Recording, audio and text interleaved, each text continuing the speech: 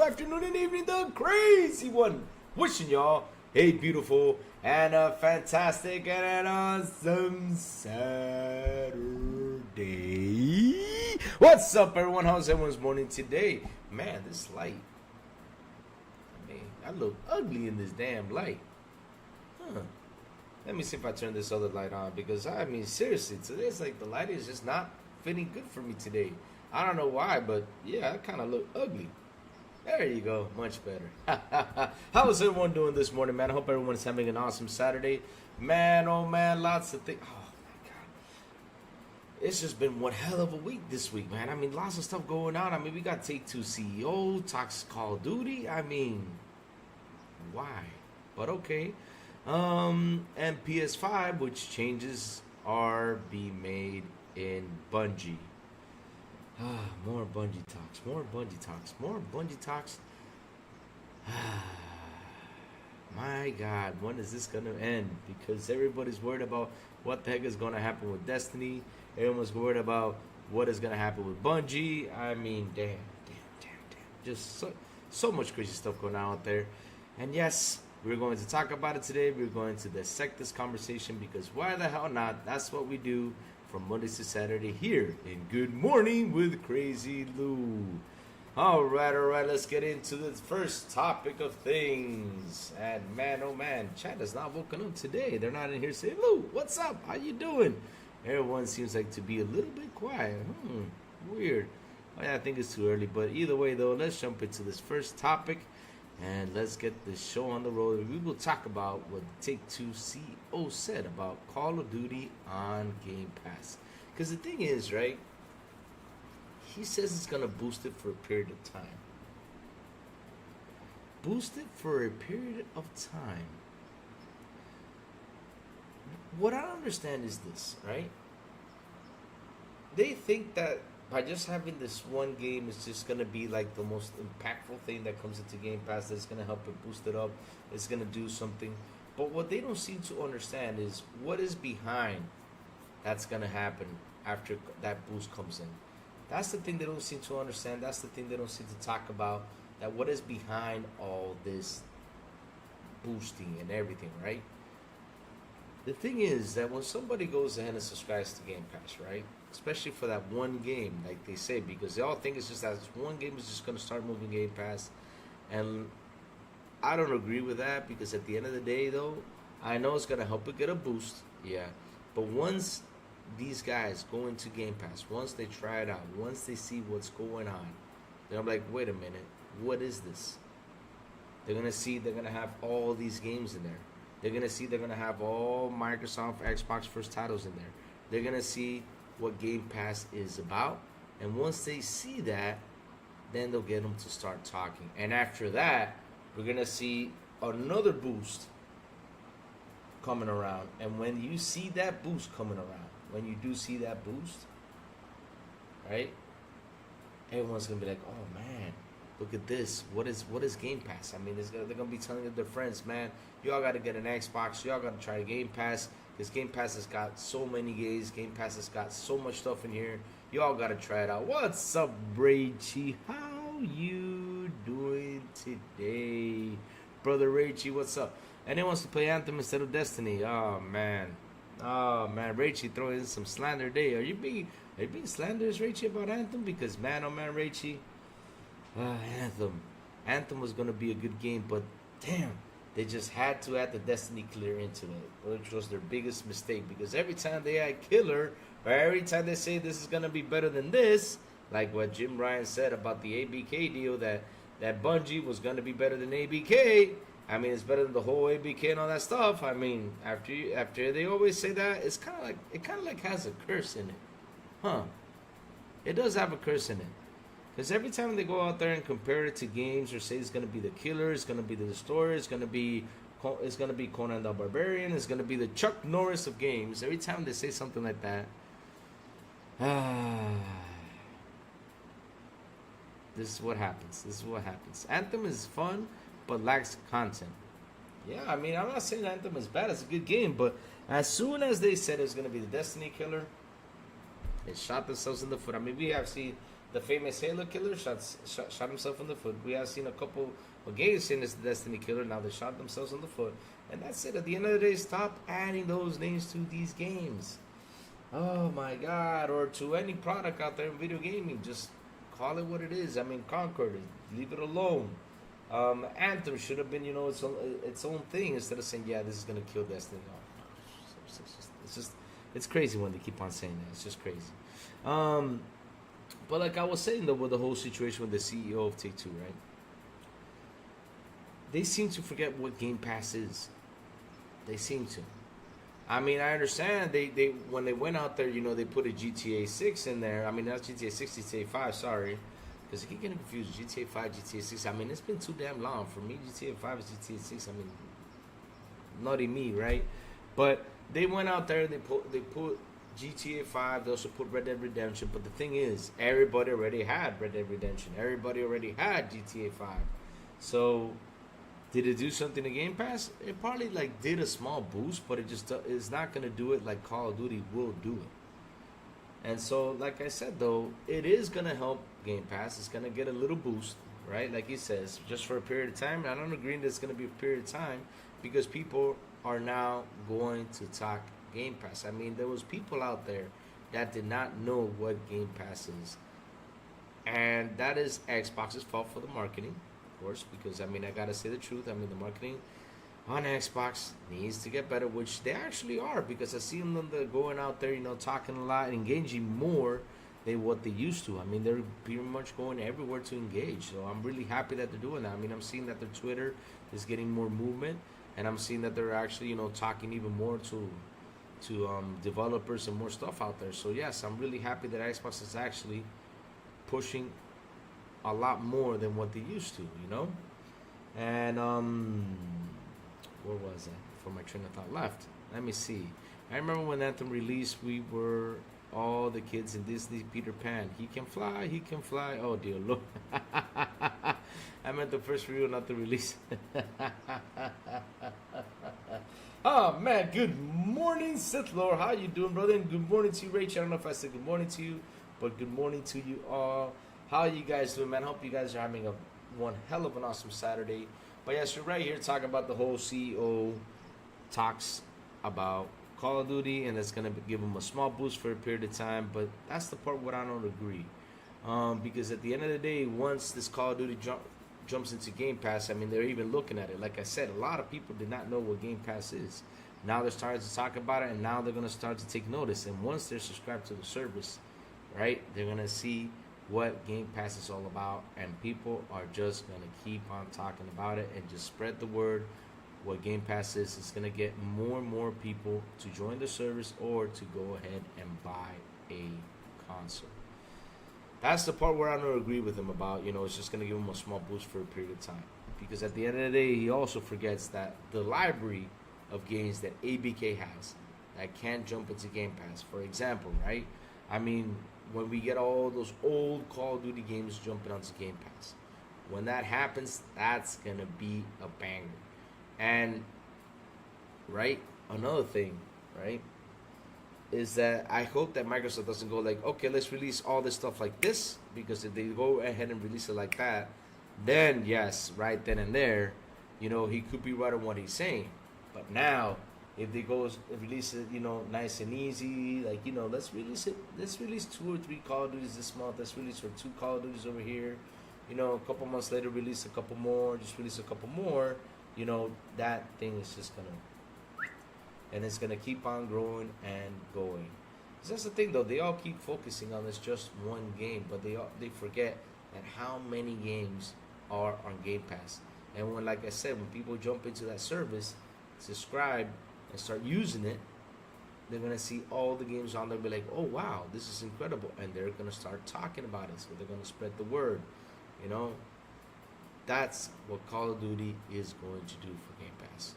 That's where it's really gonna boost, and that's where it's really gonna go. Let's see what chat has to say. Mike Johnson, good morning to you, sir. He says, yo, what's crackin'?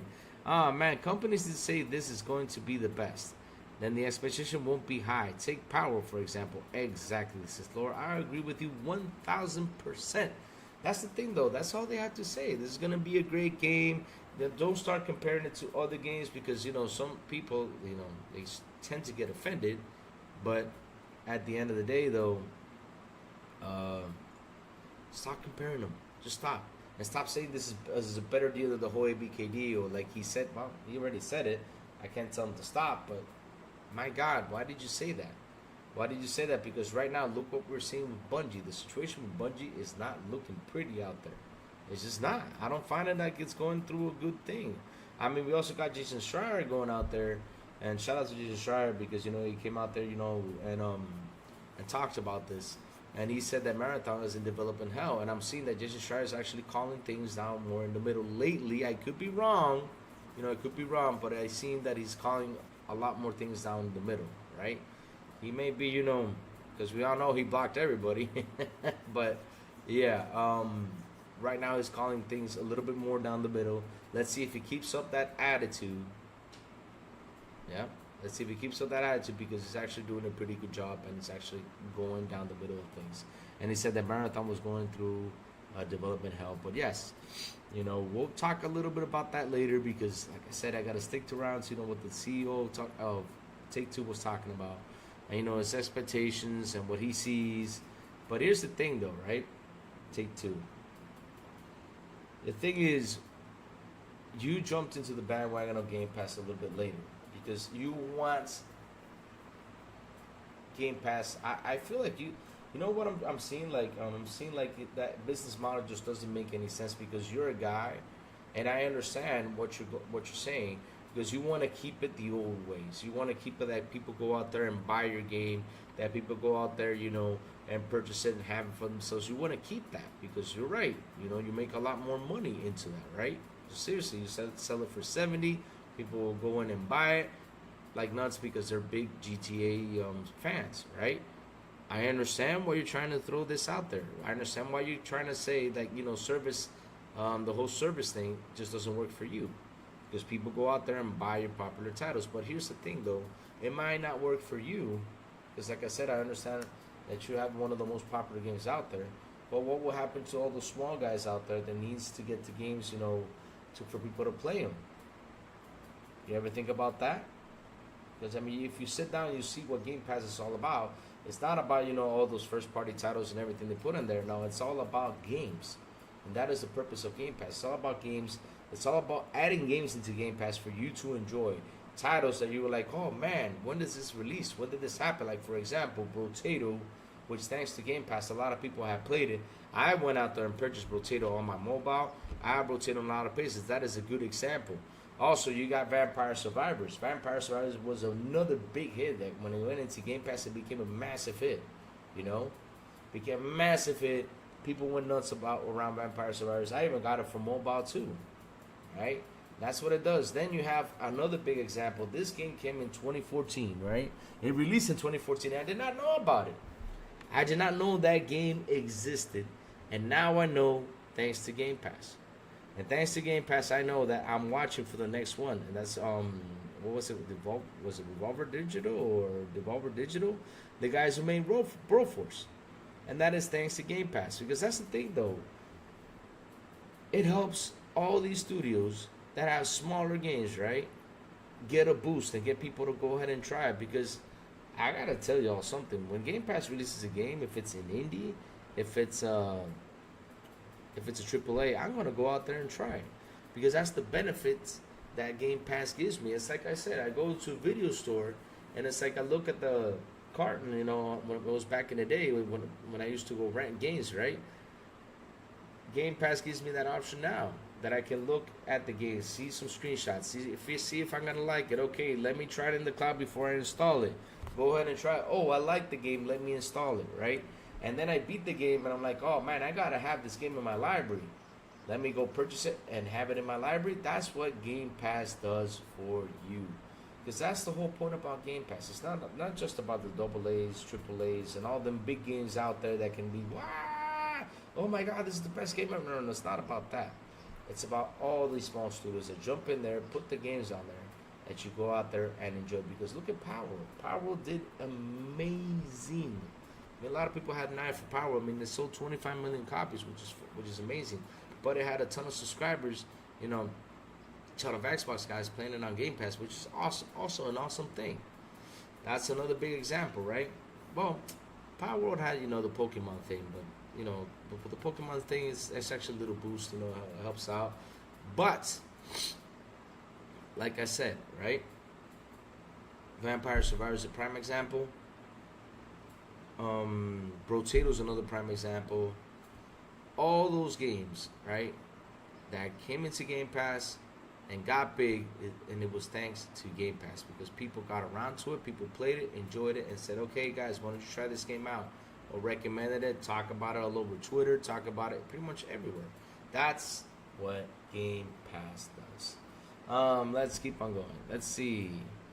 Good morning. Back from the dead. How you doing, man? I don't know why, but I feel like, I need to start waking up a little bit more. I'm like, I don't know why, but I kind of went late to bed last night because I was in Blue League around to like 1:30 a.m.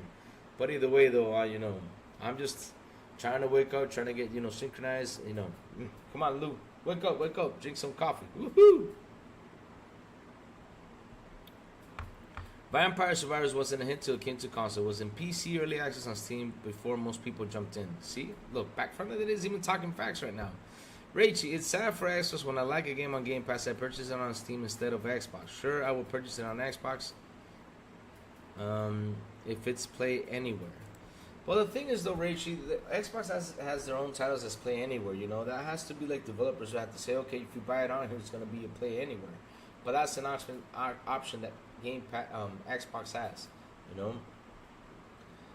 that for its games it has to play anywhere, but for the others they don't. They'd rather have you purchase the game on Xbox, purchase the game on Steam, or purchase the game elsewhere for you to play. That's what they'd rather you to do.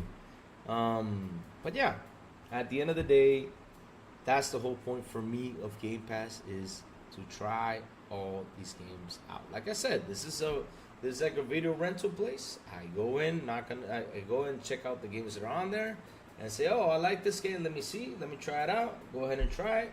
Play it. Oh man, I like it. Beating it. Okay, go ahead and purchase it and put it in my catalog if I want it in my catalog. Because that's what you do. If you love the game, that's what you do. Because that's another thing. Because I just love how people say, yeah, Xbox doesn't buy games. I mean, Xbox they don't buy games because they got Game Pass. That is not true. We do buy our games. I mean, the games we love, the games we want, we do buy them. I mean, look, for example, the new Doom that came out, Doom 1 and Doom 2, right? Ask me if I bought it.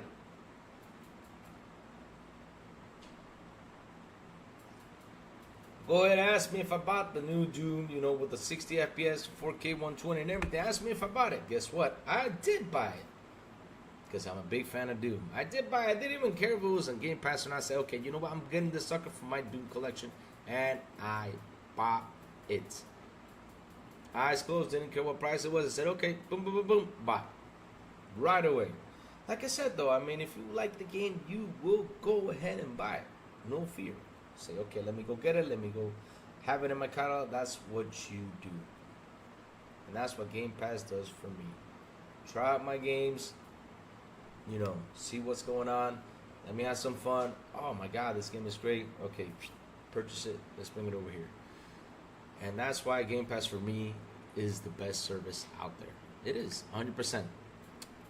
Louis, I bought GOW for $20 on Epic Games for $10 to play on ROG Ally. Oh, you bought the Did you buy what? Gears of War, or did you buy God of War? Because God for me is because God for me is like two things. It could be Gears of War or God of War. Damn. Why so much confusion? Jesus. Oh man. Okay, I'm starting to get the energy, and let's go, Luke. Get that energy in. But yes, guys, that's what's happened, with the whole Game Pass situation. The whole Take-Two CEO, like he says, just going to boost it for a matter of time. Nah, I'm sorry, bro. It's not going to boost it for like a little bit of time. Because at the end of the day, yes, it's going to have a boost. But like I said, once these people try out what Game Pass is, it's just going to keep on growing and growing and growing and growing and growing. Stop focusing. Gotta snore. Just call it GOS. Gotta snore. Goss. Oh Lord. But yes, like I said, just gonna keep on growing and growing and growing and growing and growing. Of course, that boost is gonna help them grow. That's why they're dropping that game into Game Pass, because they know. And if Xbox does a good marketing, because here comes the marketing side of things, the Xbox does a good marketing, I'm telling you, it's just gonna keep on growing. It's gonna grow, and it's gonna grow like crazy. So let's see what happens. I mean, like I said, interesting take on his side, interesting take on this side, because like I said, he dropped Grand Theft Auto into Game Pass, he dropped Red Dead Redemption, but the thing is, buddy, you dropped it a little bit too late. You know, if you would have dropped it in the beginning once the game released, you would have seen something huge. Yes.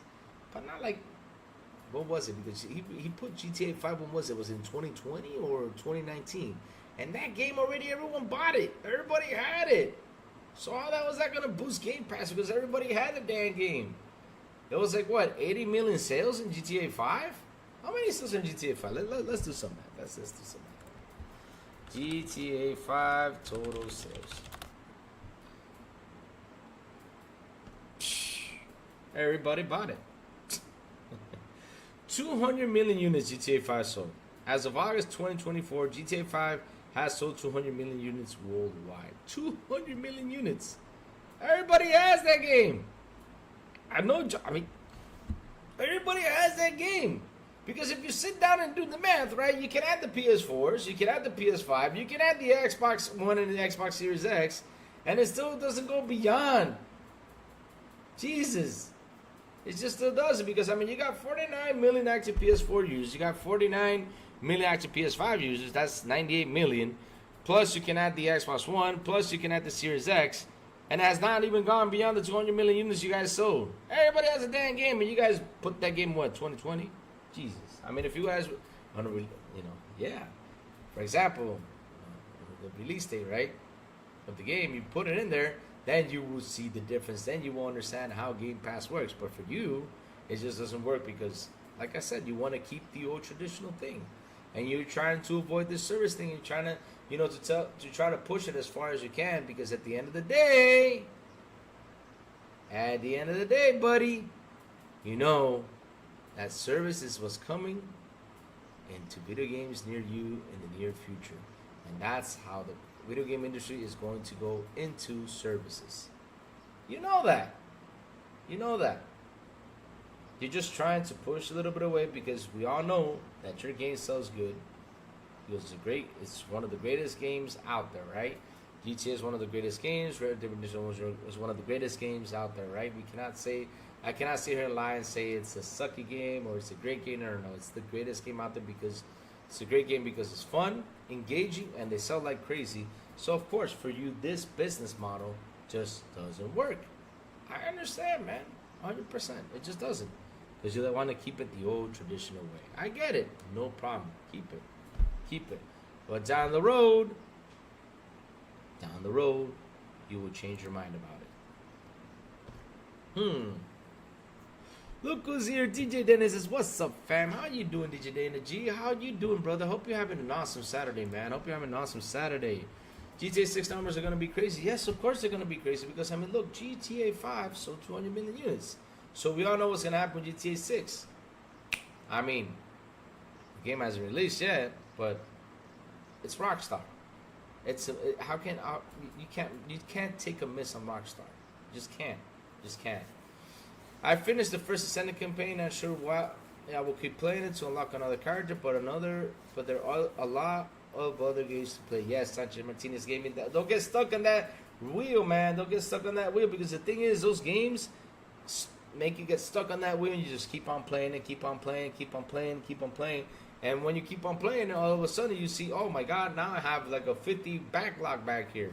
Happened to me with Destiny 1. Because I just played Destiny 1, I was playing The Taken King, I was playing all that stuff. I was literally having backlogs in my games. I mean, I had like 30 to 40 games to play thanks to Destiny 1. Which in the pandemic, I sat down, went back to it, and started to beat all those games that were in my backlog. I had to. I had no other choice. I was like, let me go back there, let me beat all these games, and that's what I did. That's what I did. So that's what I'm telling y'all. For those games, I mean, if you love them, that's the only games you play, go ahead and play them. I have no problems with it. But if you're a guy like me that likes to play some story games and stuff like that, you gotta get away from it for a little bit. Don't get stuck with that idea. Dude, run away, run away. Before the MMO monster gets you.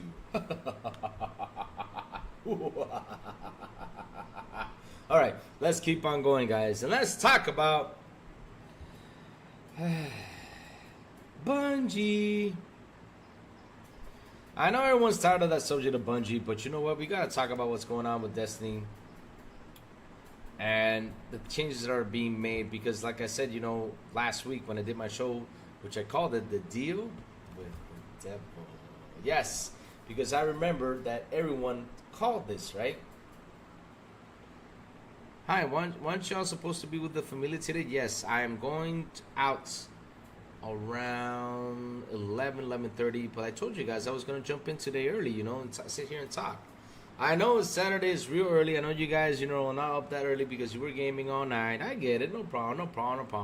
I thought y'all were going to sit here and catch probably the show later, but I got no problem, you guys. I mean, you can catch it later, no problem.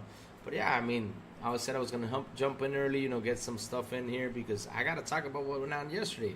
You know, with the Sony, which Sony's going out there now. Sony's going out there now, you know, just talking stuff. I mean, lately they've been going out there talking about financial stuff, financial reports and everything. They're sitting down having conversations. And I was starting to wonder why they keep on doing that because I have never seen them do that. Lately they've been doing it a lot. Why y'all coming out here a lot and talking? It feels like y'all trying to sell that business again to everyone, and yeah, I don't know. That's just how I see it. I don't know. I could be wrong, guys. It could be wrong because this could be a good thing. But I see them that now, every time there's a quarter, they come out, or quarter reports or anything, they come out and start talking for like an hour because that thing was like an hour long. I have not watched it. It's an hour long because I already watched like what's it called? What's it called? I mean, I sat down and I watched the one they did the first time with the financial and all that stuff, and I sat there for like an hour thinking it was gonna be like a big thing, but there hardly wasn't like any PlayStation talks. It was just a little bit. But yeah, it's weird. It's like they're trying to resell the whole Sony thing. You know, they're trying to resell everything. Let's see. Trust me, Marathon will be canned. Well, I mean, the other day there was something that was spread around that they asked in a room there. We're asking people, y'all want to try Marathon? Nobody raised their hand. But yes, let's go into the Bungie situation real quick because at the end of the day, we gotta talk about what happened there and what is Sony gonna do. And I'm gonna tell you guys what scares me about Bungie. So, Sony President, COO, and CFO Hiroki Totoki gave some details on the restructuring of Bungie. Purpose is cost restructure and portfolio optimization. We have to enhance efficiency to the business. Bungie back office functions will be integrated into SIE. Bungie headcount resources will be concentrated into Destiny 2 and Marathon. All the title developments at Bungie will be transferred to PlayStation Studios. Optimize overall studio structure. All right. So, talking about Bungie and everything that's going on with it. A little history about it because again, you know, we gotta go back to to how the deal was made and everything. When Sony went out there and bought Bungie, I mean, for me, they overpaid, and for a lot of people, even for the employees, they overpaid for what Bungie is worth. We all saw because again, I don't understand why did Sony go in there and say, okay, let me get these guys because they made Halo. They probably made one of the best shooters of all time, but Sony, if you go out there and do your research, you know that Halo, right, is a great shooter, one of the best shooters of all time, no doubt. But if you do your research, Sony, seriously, you just had to do your research. You would know that Halo might be the best shooter on Xbox, and you were expecting something like that that they could actually bring over there on PlayStation. But it was going to be a tough one because Halo, what made it so beautiful was the story. That's one. What made it so beautiful was the action into it that Destiny already had it, because Destiny's action, Destiny's PvP, Destiny, you know, and all that stuff was great. But at the end of the day, though, what else can you push out of Bungie? That's the thing, though, and I saw and I understood why Bungie went out there to sell it, because an employee from Bungie came in there and said, "Hey, if they didn't sell, it could have been worse for them later." I mean, if Sony would have waited a while instead of going desperately and purchase a studio, you know, I mean, I'll be honest with you, Sony had the hit. Sony had the game that was going to be the hit, and that was Helldivers 2. They had the game that was going to be the hit, and it was not going to cost them as much as Bungie was. But what can we do? And that's Arrowhead. And that's the truth. I mean, Arrowhead was the game that was going to go out and compete with Call of Duty. But yeah, we all know what happened with Helldivers 2, because I've talked about it so many times, because I cannot play it on PC because they blocked 180 countries and they killed Helldivers 2 momentum by doing that. So we all saw what happened with Bungie. They went out there and bought Bungie because they said it was going to be better than the whole ABK deal. No, because here's the thing though, Sony. Let me tell you all when I say read the room, this is how you read the room. Halo came out in the early 2000s, right, with the first Xbox. Call of Duty was going around, right? They were doing, you know, story Call of Duties. They weren't actually doing the multiplayer Call of Duties till it jumped into 360. Now the thing is, though, Sony, what Call of Duty did was evolve what is the multiplayer in shooters. They evolved it. They became super popular, and it went crazy. Call of Duty was the thing. I mean, you have Battlefield from EA trying to compete against Call of Duty, and Battlefield came out even way more first than Call of Duty, you know, multiplayer. They did, because I remember there was a Battlefield out there. I think it was called Battlefield Vietnam. There was a bunch of Battlefields out there that was from EA. So yes, they had a cool multiplayer out there. Battlefield was first, but yet Call of Duty comes up and evolves what's called shooters, multiplayers, and everything. And look where it is now. They evolved the shooters. They made it into a way that people go back and buy that game like crazy. That's what it did. I mean, I want to look for something real quick. Let me check something out. Destiny 2 total sales, right? Let's check the total sales in Destiny. I want to see how much Destiny sold when it released. Destiny sales numbers. Let's check real quick. Activision complained that the game shipped 500 million. Oh, but that's in money though. But how many games were that? Well, in that time, 500 million. Okay, let's do the math. Real quick calculator. That's $500 million in games, right? 500 million. Let's see, 500 million divided by 60 during that time. Wait. Let me go do the math real quick. Oh, so basically they sold 8 million copies, which is not bad. It's actually real good. It's actually really good, you know, numbers. That it's not bad though. It's 8 million copies. It didn't sell that bad. But compared to Call of Duty though, Jesus, I mean, Call of Duty, those suckers were still sell like crazy today.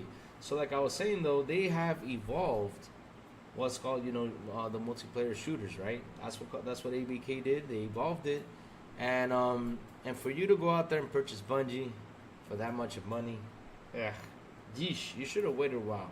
You should have waited, you know, kept on negotiating to see if you wanted to purchase Bungie to get it for cheaper, because you guys went out there to get Bungie to say, we got the ones who created Halo, one of the perfect shooters out there that was released in the early 2000s, right?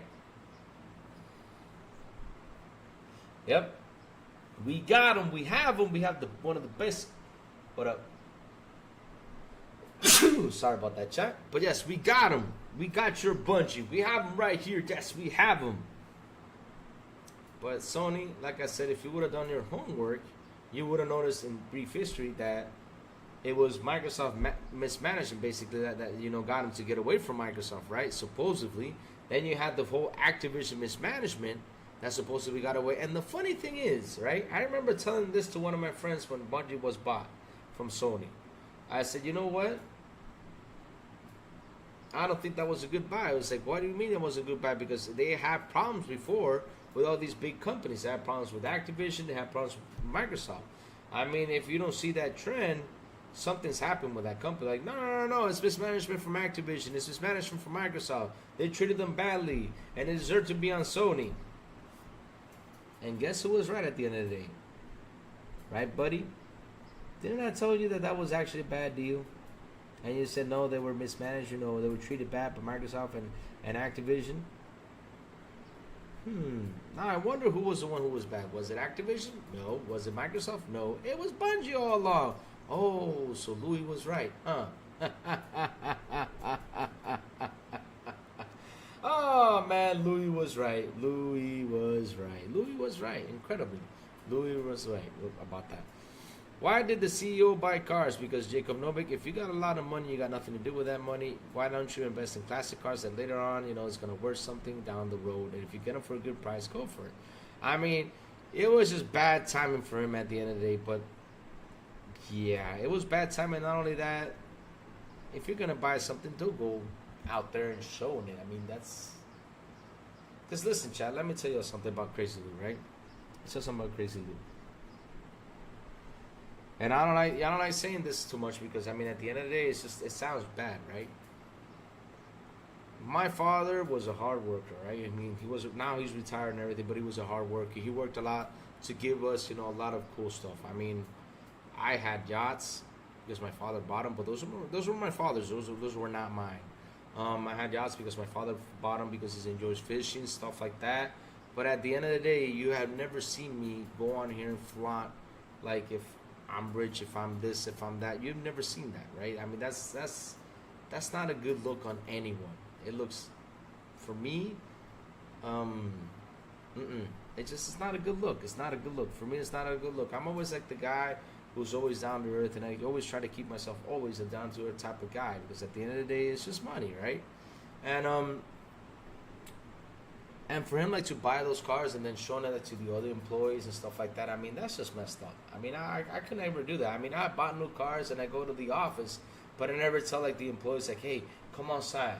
Come look at my new car. I mean, this is my new car. I never do that. I don't like flaunting. I don't do that to no one. I mean, that is just terrible. That is just terrible. I mean, this is my point of view. I mean, I see it like that, right? I mean, I see it like that. It's sad that he actually went out there and did that. That was just a terrible thing that he did that. And yeah, like I said, you know, we had stuff, but you never see me like flaunting about it or throw it out there. But for today, I'm using that as an example because it's terrible that this guy who is a CEO, right, of a company, he got a lot of money because of, you know, of course, of the deal, right? He got a lot of money, and he goes out there and he shows car knowing that his employees, a couple of them, are going to be laid off. That is just messed up. That is seriously messed up. I mean, that was a bad move. And yeah, like I said, his timing is terrible. He went and bought those cars in a bad time, and that's why he got chewed up for that. Now that he got chewed up, he was also, like I said, showing it to the employees, like, yeah, look at this classic car I got. Yeah, I got this classic car. For how much? Oh, I got it for, you know, this much money. Oh, okay, cool. Then the next day, you get in there, you see an email. Oh, you're being laid off. Motherfucker. You know, yeah.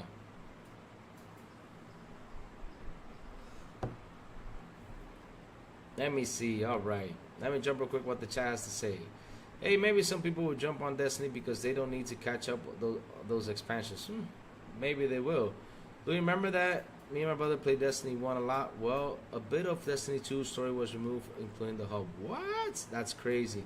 Battlefield 1942 was online only, but was delisted and made unplayable. Yeah, I remember there was a Battlefield 1942. There was a Battlefield Vietnam. I used to play a lot of Battlefield Vietnam. It was great. It was great stuff. Lots of unsupervised kids on COD yesterday. Louis, it reminded me of Fortnite. Really?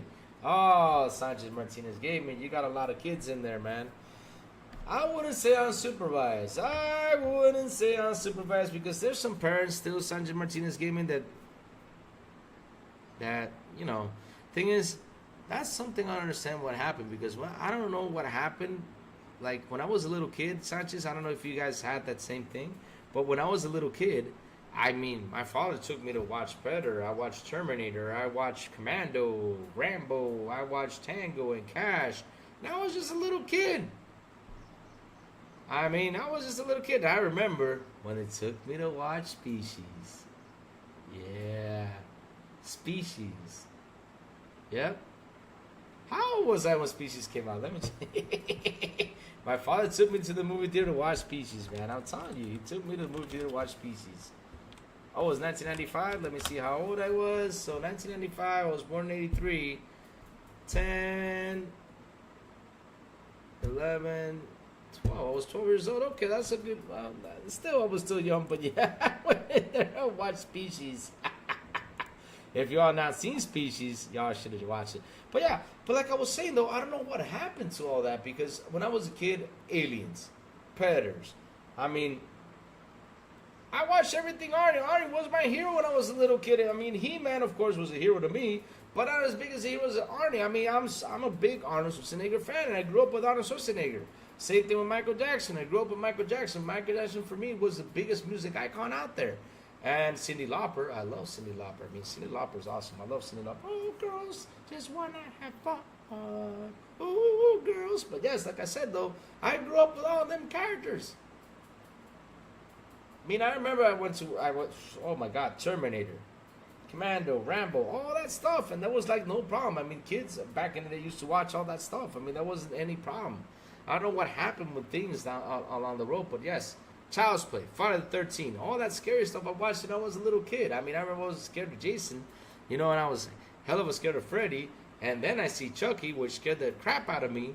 And so I watched the first movie, which I said, I gotta man up, I gotta rent this movie, I gotta see it, because I remember it scared the heck out of me, because I have a thing with dolls.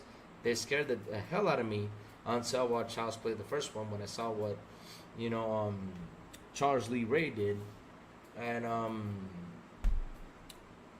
let me see what Charles Lee Ray did and got into the doll. Oh, fun fact. You know the name Charles Lee Ray? Charles is from Charles Manson. Lee, I don't know from where he came, what was the other killer for Lee, and Ray was from another killer. The name Charles Lee Ray comes from killers' names. That's a fun fact. If you guys did not know what the meaning behind the name Charles Lee Ray. But yes.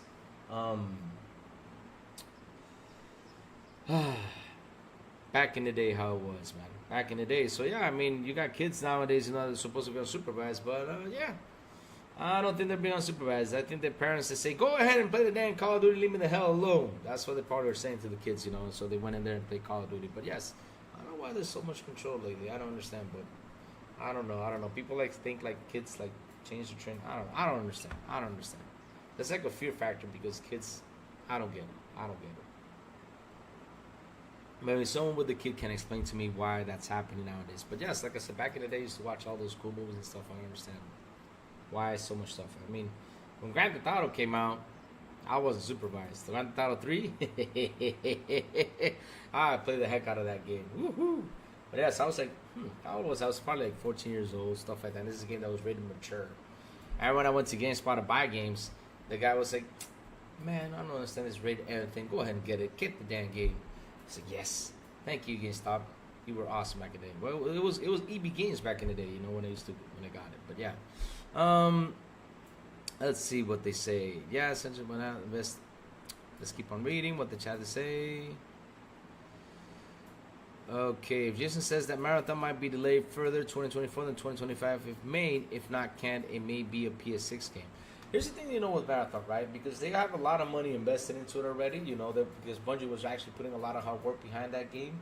But at the end of the day, right, they had to finish it because it's got money put into it. Now, Sony knows that they got to release it. It's like Crackdown, right? The situation what happened with Crackdown. Crackdown, for a lot of people, they saw that and said, man, another Crackdown. That Phil pushed that game like crazy, gave a lot of promotion, gave a lot of commercials, just to see if they can actually get people to come in and buy Crackdown 3.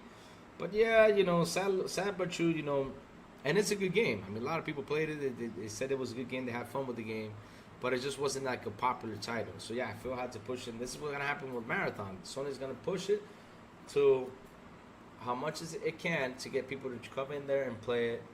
And yeah, it's a shame that they actually sat there,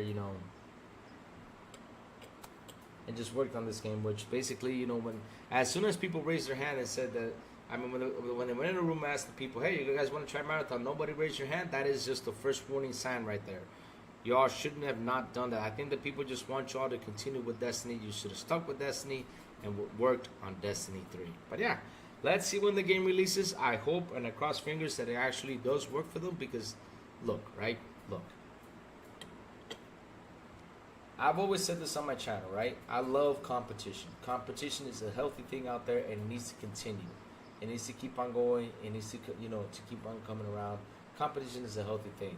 I don't want Sony to disappear. I keep saying it. I do not want Sony to disappear. I just don't. I just want them to compete and I want them to get better with what they have. So if Marathons actually does well, I will give them a hand, say, hey man, good job. I'm happy for you all. But yeah, let's see what happens. And I hope they really do sit down and recover with this.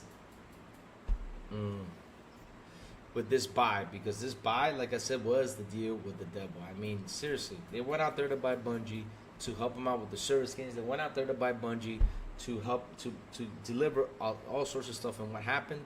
They had to kill factions. They had to kill Spider-Man multiplayer. They had to kill Twisted Metal because Bungie didn't, help them out the way they were going to, which is sad.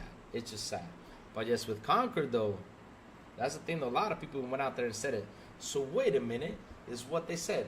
You guys are giving me a Conquer when y'all should have released Twisted Metal, when y'all should have released Factions, when y'all should have released, the Spider-Man multiplayer. This Conquer thing sucks. Yeah, that's what everybody said, and it's a shame though. It's a shame because I even tried to promote the game. I even tried to tell people, hey, go ahead and try Conquer, right? I tried it out. I turned on my PS5, tried it out, and man, I said it's got potential. It's got its potential, but you got to leave it alone to get that potential. And you got to put a lot of hard work into it to get that potential, to get that game going. But yeah, I don't think it's just not going to be a big thing unless if Sony does something, like I said, or put it free to play for people to play it and don't charge that $40 because why? Why should you charge them when you got Overwatch out there that competes with it? It's not like Helldivers, which Helldivers pretty much is alone out there, right?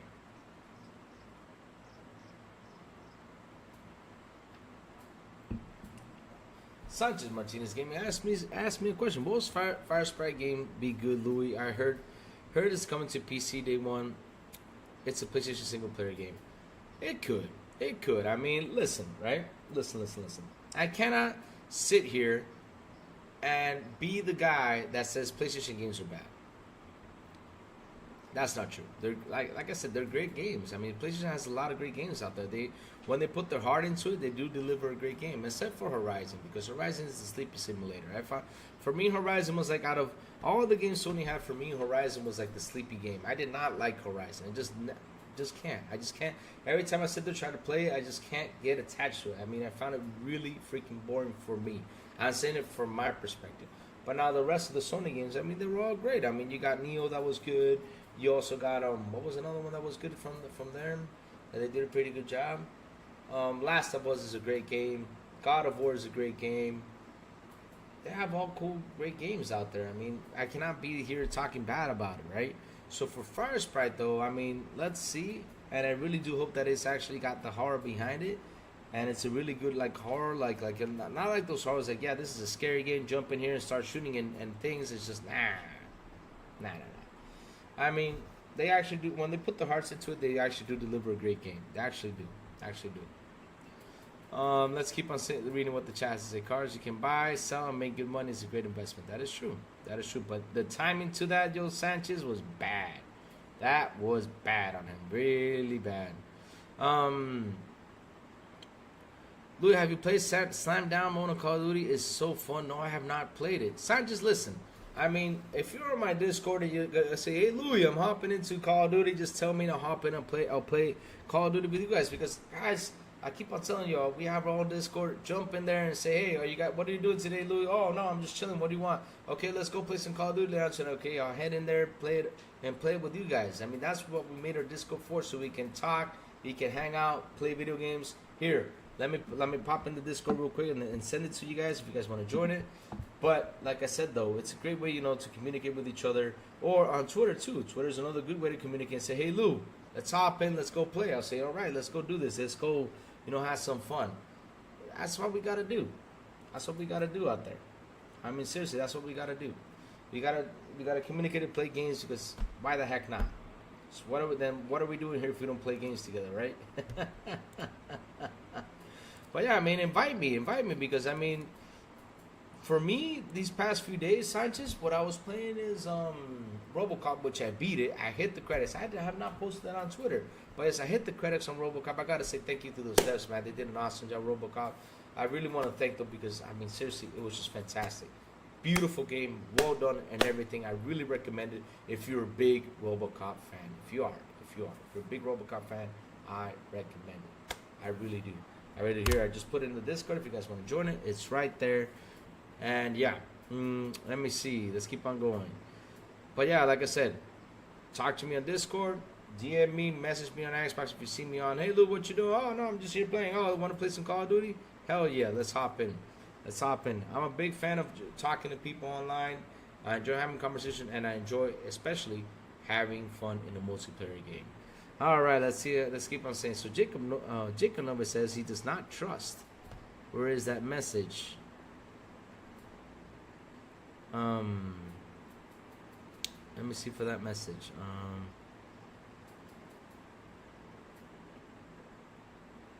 Let's see.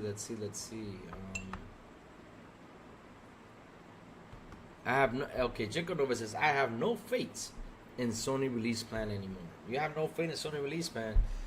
Well, Jacob, I understand you have no faith, but me, I want to have a little bit of faith that they actually do have a plan about something.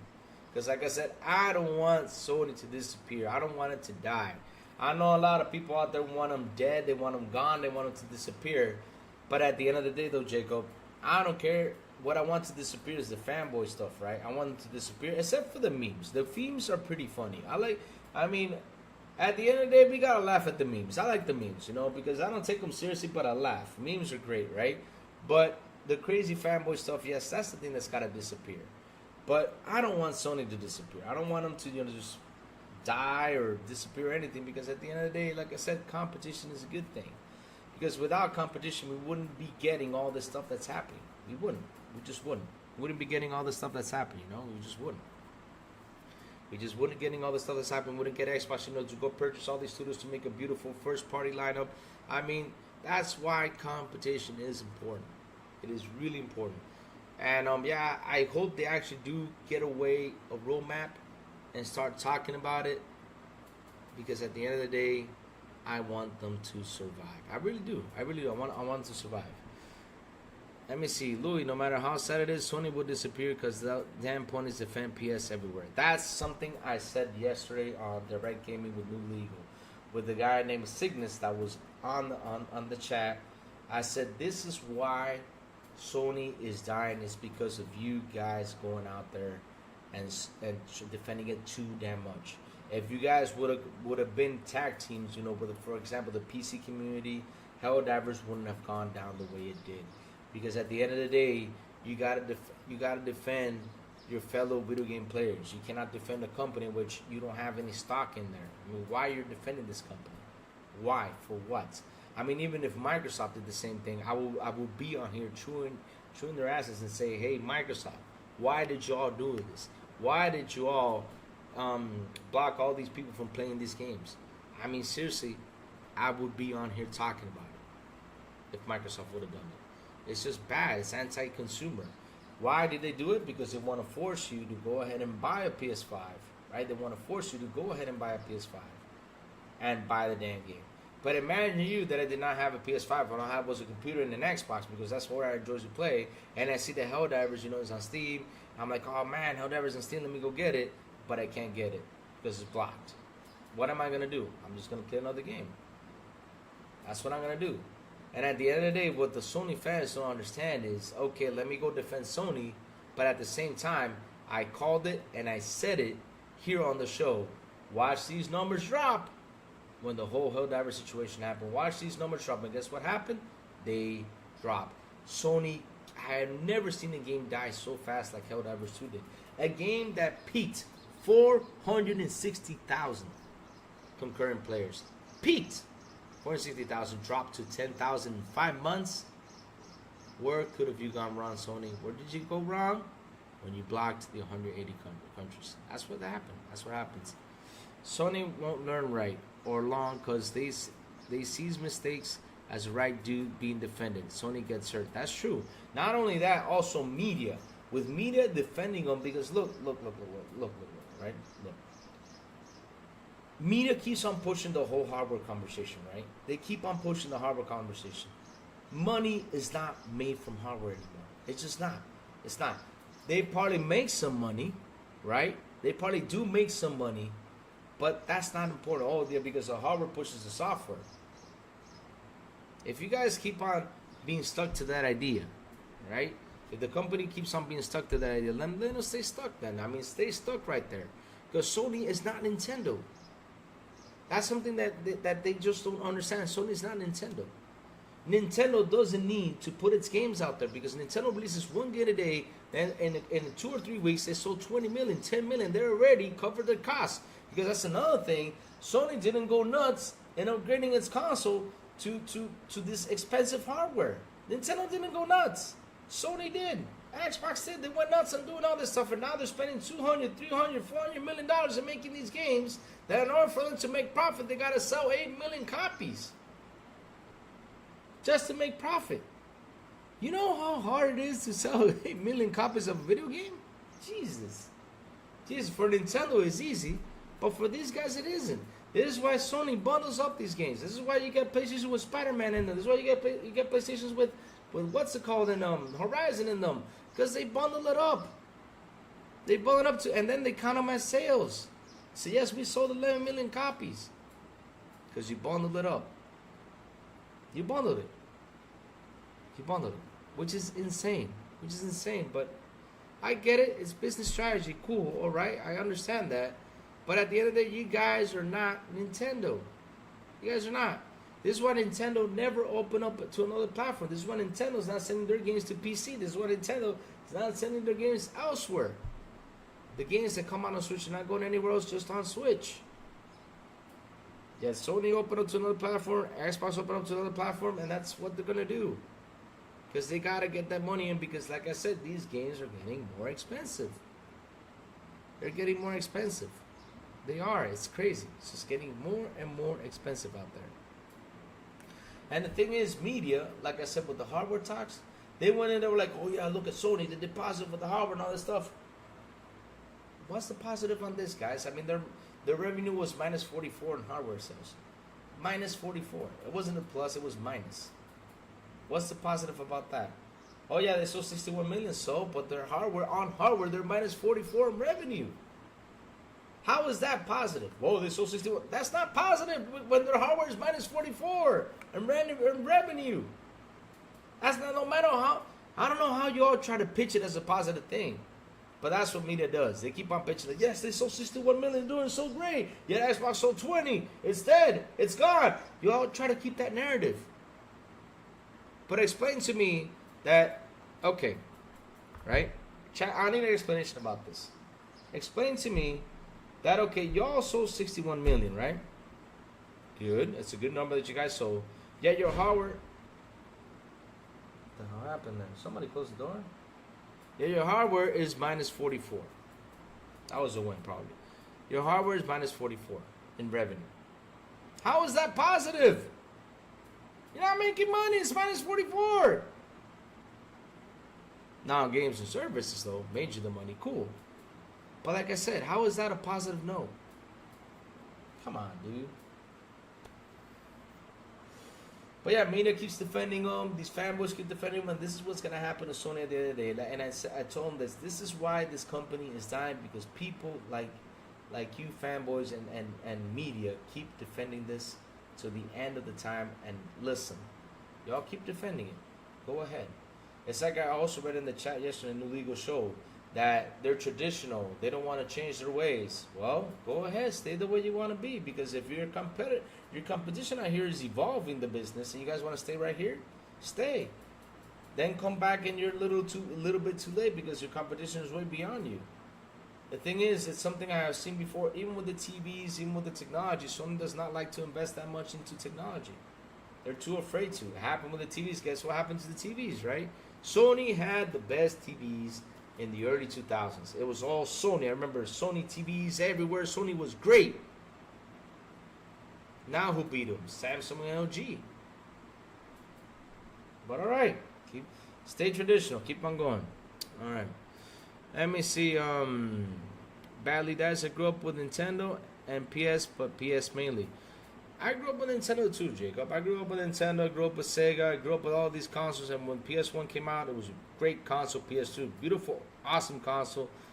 And then I switched to Xbox. You know, had a PS3. It was okay. Still continued with Xbox. Had a PS4, which they had a beautiful lineup and exclusives and everything. Great, a lot of fun games over there on the PS4. And I was still stuck with the Xbox, you know, because I love my Xbox. I would never leave Xbox because I was a 360 guy, right? I was a 360 guy and I never left the Xbox. And now, because of Game Pass and everything that's going on, I have a Series X, I have a Nintendo Switch, I have a PlayStation. And guess what? All I do is play Xbox because they keep pumping games in there for me. They keep me busy. That's the whole point about it. Let's see. Played 360 Connect, my second apartment, but my first Xbox after the awesome 2018 E3. Nothing less beat it that event. Xbox Summer Show 2023 was the first event to beat 2018 IMO. The 2018 one got me special feeling. Xbox successfully replicated with 2023 Summer Show, and this year was no different. All I know is Sony will always provide exclusive first or third party. The thing is though, Raichi, is how long are they going to keep on with this? Because Rachel, look, I saw something yesterday. Someone said that, yeah, that Sony should go out there and get Batman exclusive over there on their console. Rachel, the success of Batman, of that game of Batman, was because it was on multiple platforms. If it gets stuck on one, I don't know what's going to happen to it. Will it sell good? I don't know. Will it sell great? I don't know. But it's just a risk right now for these guys to tie down a game just to one console. It's a big of a risk. It's just a big of a risk. It's just a big of a risk. It is. It's a big risk. It's a big risk right now to tie into those exclusives. I mean, we're seeing that those exclusives aren't selling. I mean, look what happened with Square. Square took off and said, I'm out. I'm leaving. They took off. So yeah, I mean, if Sony wants to provide to keep on with the exclusive idea, go for it. I mean, go for it. When they can actually go ahead and open up, like I said, to all the platforms and sell even more. As long as they don't put the PSN accounts in there, they could sell even more. Because that PSN account all it's doing is blocking people from purchasing the game and having fun. That's what I'm seeing. Let me see. Me, a special feeling Xbox successfully replicated. Okay, we're at that. The Kinect is very advanced tech. Yes, it was very advanced tech. A lot of people kicked the TVs with that. Oh, man. I watched people stream Helldivers 2 on PC, but they haven't played it since the PSN account fiasco. Yes. See? I was right. Sanchez Martinez Gaming, I was right all along about that. I talked about it so many times on here. I said, watch those numbers drop, and look what happened. They dropped and broke into 1,000 pieces. That's what they did. They dropped into 1,000 pieces. Right there. That killed Helldivers. It wasn't a lack of content, because I remember there was an article out there saying, "Oh, it was because of lack of content." Yes, Steam says it was because of the whole PSN account situation. Of course, it was about the whole PSN account situation. It wasn't about the damn lack of content. What? You crazy? People were loving that game, and y'all killed that momentum because y'all decided to block it. Oh, stupid. Those guys are stupid. I mean, seriously, it just irritates me, the stupidity of all these media and these fanboys and all this stuff, because y'all need to stop that. You killing your own company. The company you love, you're killing them by supporting with their stupid moves, because that is just one of the stupidest moves I've ever heard in history. Just to force me to buy a PS5. You guys do not understand. Building a PC costs money. Building a nice gaming PC costs money. We're talking about 2.5 grand. 2.5 G for building a nice, good PC. That includes monitor, that includes keyboard. Let's leave the monitor out. Just the base PC, get the motherboard, get this, a PC case and everything. If you get all that stuff, it's pretty much between 3 to 4 grand if you get the monitor. You all don't understand that PC is an expensive thing. Why do you think I'm gonna grab $500 or $550 if I'm in Europe and I'm gonna go ahead and buy a PS5 just to play a damn game when I got a PC right here that I built with my own hands? Why do y'all keep thinking that? Oh, because it promotes the hardware. Oh, okay, yeah, it's gonna promote the hardware. Do y'all think after I spend $3,000 on a computer, $3 to $4,000 on a computer, I'm gonna go and spend $500 on a console? Why? Why? In order to get the best, because here's the thing though, this is another thing they don't mention, and I'm gonna mention it here right now. In order for you to enjoy the graphics and the upgrade and everything on these consoles, you gotta get a damn C1 TV or an HDMI 2.1 TV too. So that's what? $500 right there for the console, right? Not only that, you also gotta subscribe to the service to play the damn multiplayer game, right? Which is what? 160 more bucks. Let's keep on going. Plus, you gotta buy the game, which is $40 more.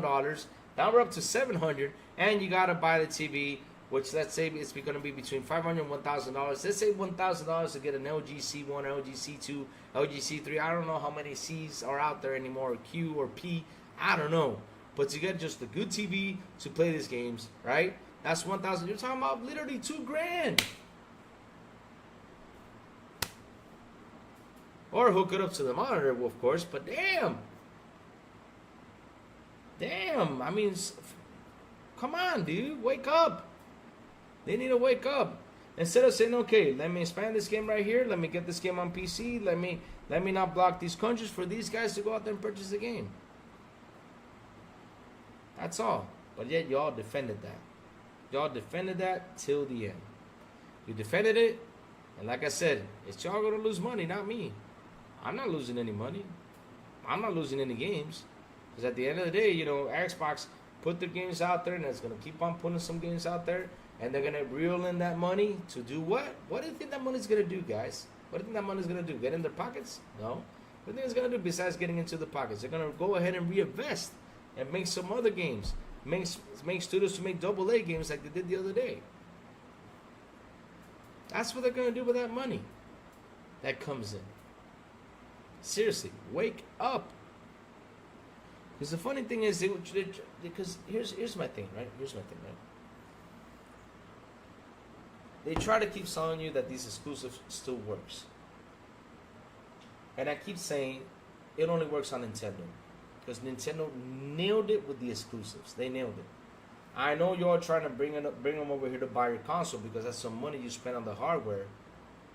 But at the end of the day, how is that growth going? Where's that growth at? Where is it?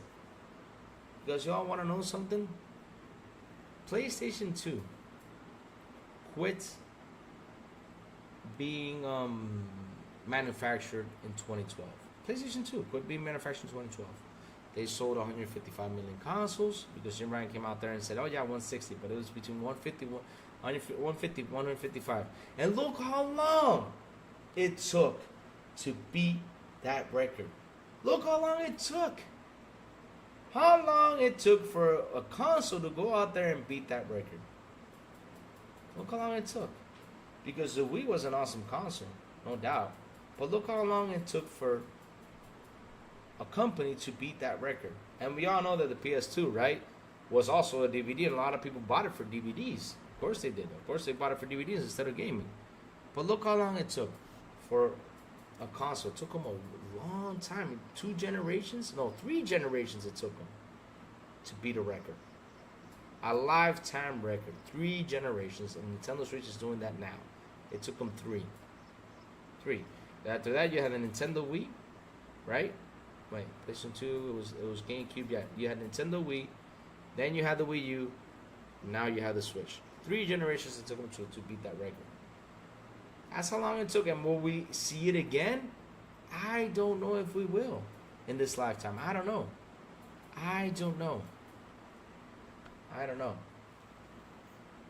But it is what it is. PCs are so cheap, the problem is GPU. Oh, they're so cheap. Okay, Rachie, wait a minute. How are they cheap? Because, look, To buy a good motherboard is $400, right? SSD, don't forget the SSD, right? Let's say it's gonna be $200 to $500 an SSD, right? You hear where I'm going, right? To buy a great motherboard. Then to buy the Intel chips or whatever the other chips are called, because I'm not a big techie guy, right? To buy the Intel chips, right? That's another $300 or $400 right there, and it depends if you buy the Ryzen or if you buy, the Intel. I don't know. That's $300 to $500 too. We're now in the 1000s, Rachy. We're now in the 1000s. On the 1000s, right? Then you gotta get the RAM. RAM costs between $100 to $300. The RAM, good RAM, right? $300, right? Depends on what you get. But right now, let's say, because with gaming on how it's going, you gotta get beyond 32 RAM. I mean, I'm basically when I build my next PC, it's gonna be 128 RAM, 100%. I'm getting to 128. I don't know how. I'm gonna try to build it to be like it has the most RAM in the whole world. I don't want it to be slow. That's gonna be my next PC. Let's say it's gonna be $300, $500 right there. You see, I'm still climbing, right? It hasn't gone for less. Monitor. I need to get a new monitor. It's gotta be HDMI 2.1 that can play 4K games, 60 games. That's another $500 to $1,000. A monitor. Let's keep on going. Keyboard. I don't have to buy a keyboard, but this keyboard costs $160. It's a Razer. I forgot the name of it, but yes. Mouse. You gotta get a mouse, that's some more money. It costs between 60 and 150 bucks. You want me to keep going? I mean, I'm already at the 2,000 mark. Beyond 2,000 mark, I'm almost getting to $3,000. Then comes the graphic card. And if you get a 4090, that's 2,000 bucks. If you want to get a 4090. So how much did the PC cost? That's $5,000, bro. 5,000, bro. Oh, and I forgot about the PC case. Because if you want to get a good PC case like I do, because I buy full towers, I don't like medium towers, I like full towers because it's so damn hot. I need something that produces a lot more air for the computer. If I buy a full tower, that's $300, $400 right there. Like I said, I mean, I just built your PC. And look how much money a damn costs. Oh, and let's not forget about the fans. Let's not forget about the thing that cools down the chips. I mean, if I just keep on adding, we're getting up to $5,000. That's a PC, just for gaming. The market cap of Xbox is 180 million. Oh, if you put them together, yes, that's the market cap. I mean, Rachy, I talked about this before, right? And I said, if you sit down and you look history out of the consoles, let's look into the history. I have never seen these companies go beyond 300 million put together. I mean, I could be wrong. There could be a generation that they did go beyond 300 million, but I have never seen them put together go 300 million. I never seen them. PlayStation 2 was 150. I don't know how much the GameCube sold, and I don't remember how much the OG Xbox sold, but you put them together, it did not go beyond 300 million. It just didn't go. It didn't go. I feel like it didn't go. Now with let me see, with the Wii U, with the Nintendo Wii, it was 120 plus 80 for the, 120 plus 80 for the Xbox, 360.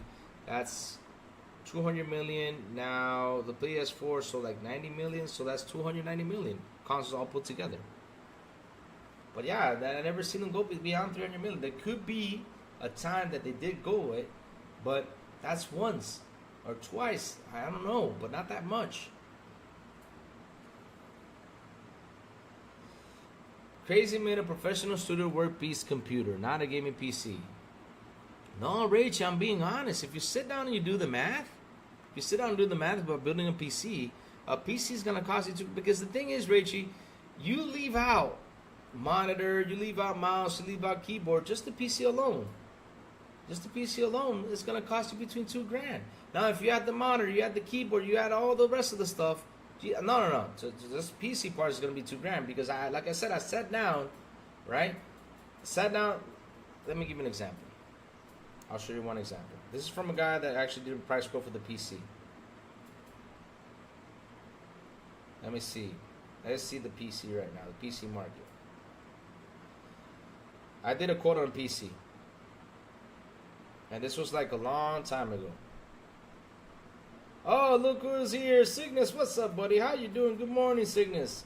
The guy who I'm gonna sit on, the guy who I literally just sat down and he came in there yesterday trying to bring up like some facts and some crazy facts, right? So this was, let me tell you all something, right? This is just motherboards and stuff like that. This is a price quote I got in 4/12/2023. For 4/12, I think it was December 4th, 2023. I think it was, yeah. Basically, right? I said, give me a price quote on this, right? So I went down. No. It was not. Oh no, that thing was. Oh, this price quote was not in that day. That it was summer. I think it was. It was summer. Yeah, it was summer, right? So I got this price quote. This is here in Dominican Republic, which is with a processor Intel i9, right? Motherboard, RAM, right? It was going to be 128 GB in RAM, right? 2 TB Samsung SSD, right? With the PC case. Then the fans and everything. This was the price quote: 137,500 pesos. Now, if you divide that by the dollar, in that time it was 57. It was 56, right? 137,500 divided by, let's say, 56. I'm talking about, that's $2,500 right there. I was gonna spend to build that PC in that time. $2,500, and those were just the inside pieces. That was without the graphic card. Now, if I include the graphic card, oh my god, oh my god, oh my god. No, I'm not. Listen, Richie, I'm not scaring them. I'm not scaring them, Richie. Never. I'm not scaring them. No. I'm not scaring them. No, I'm just bringing out a fact that if you want to build a PC, right? You want to build a PC. And you don't have the monitor, you don't have the keyboard, because like I said, for that there was no graphic card included. There was just any graphic card included. There was no graphic card included on that because I already had the graphic card. I already have it. But like I said, it's $2,500. So why then the blue hell do you think, after I spent $2,500 just to build that PC without a graphic card, right? Just build that PC without a graphic card. But just to what? I'm gonna go ahead and spend $500 to buy a PlayStation? Fuck no. You crazy? Nah, screw that. Let's see. Oh, my father's calling me real quick. Let me tell him that to pick me up at 11:30. Because I gotta go out today, right? So let me see. Louis, what is better? Someone gave me. Let me see. Let me read what the chat has to say. Let me go up. Real quick. Those games are getting more expensive because there are so many useless roles in those companies just to make their stock game valid. True that. Hold on, my father's calling me. Let me tell him something real quick.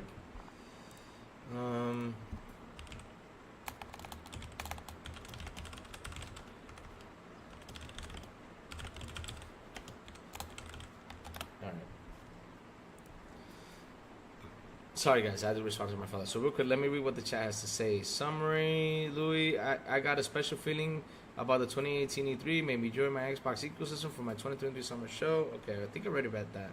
A new Batman game exclusive on Game Pass Day 1 will help with subscriptions, I believe. A new Batman game on Game Pass exclusive will help with. But the thing is, I don't know why people like want these games to be exclusive. I don't want to be exclusive, you know. I don't want these third parties just to stick a game exclusive. I want them, you know, to go all over the place, because at the end of the day, with third parties, right, they don't have the backing of a big company, right? They might have like a little bit of, you know, money for publishing and stuff like that, but they don't have that backing. That backing. I'd rather for them, like to put their games everywhere and sell more, because the success of Batman was that it was pretty much everywhere. It was pretty much everywhere. Yeah, it was. I mean, Batman was on PC, Batman was on PlayStation, Batman was on Xbox. It was everywhere. And that game literally sold like 13 million copies because it was an everywhere game, not stuck to one console. For example, Spider-Man, the game was everywhere. It would have sold 8 to 10 million right on the dot, day one. 8 to 10 million would have sold. That's a prime example. But yeah, what can we do? Let me see. Same show that premiered State of Decay 3. 2019 was good. 2020 had a show. 21, 22 begun to really pump my hype up. Awesome. PCs are so cheap. The Batman game on the first Game Boy was my favorite Batman game. Really? That's awesome. Even though 2020 show was not an E3 type, but a mini show where Halo Infinite was shown, it was delayed due to the backlash due to differ in the Halo gameplay.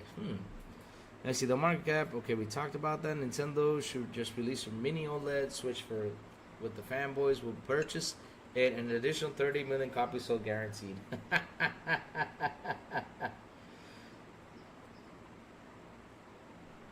All right, Crazy Man of Professional Studio. Yes, sir. Louis, what is better? Someone gaming every day, trying out different games and even gas games, or someone finishing a single player game and getting all the achievements, getting all the achievements. Piss me off, the guy making fun of someone. What is better?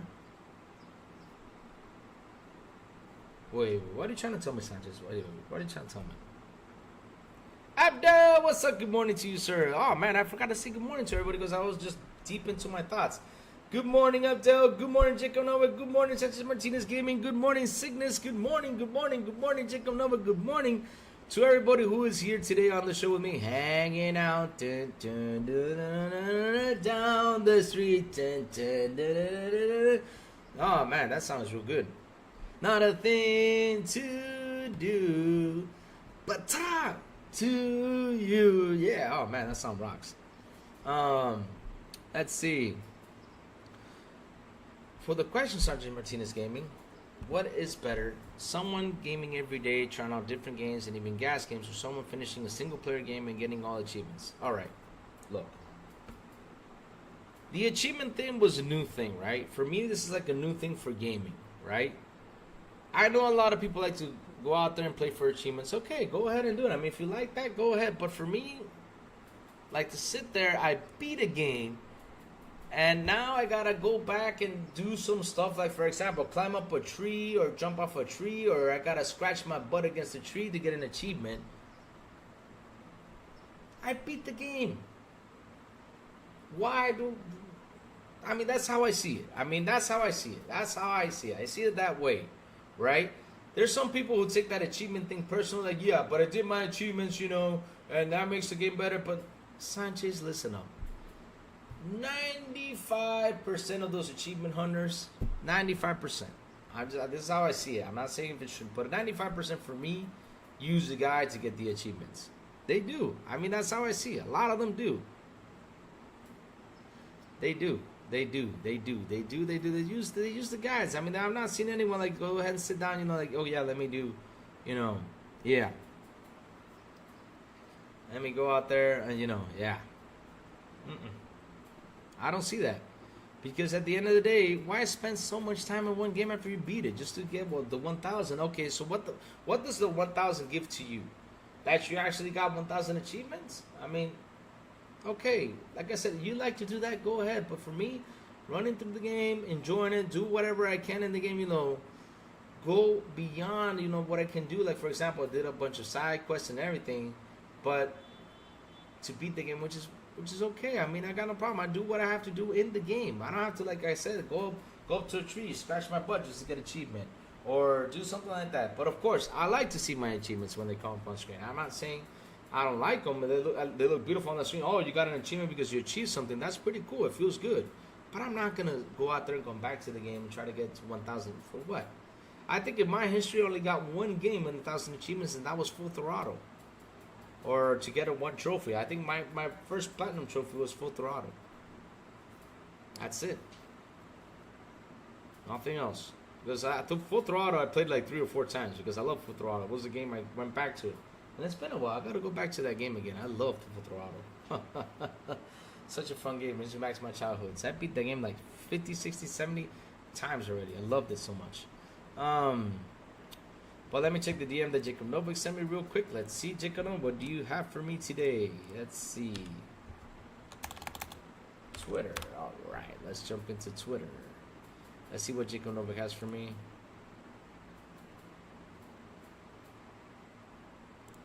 Okay, here's what the PS5... Here's a close-up of the PS5 controller from the Astrobot. Hey, it looks nice. It's a nice controller.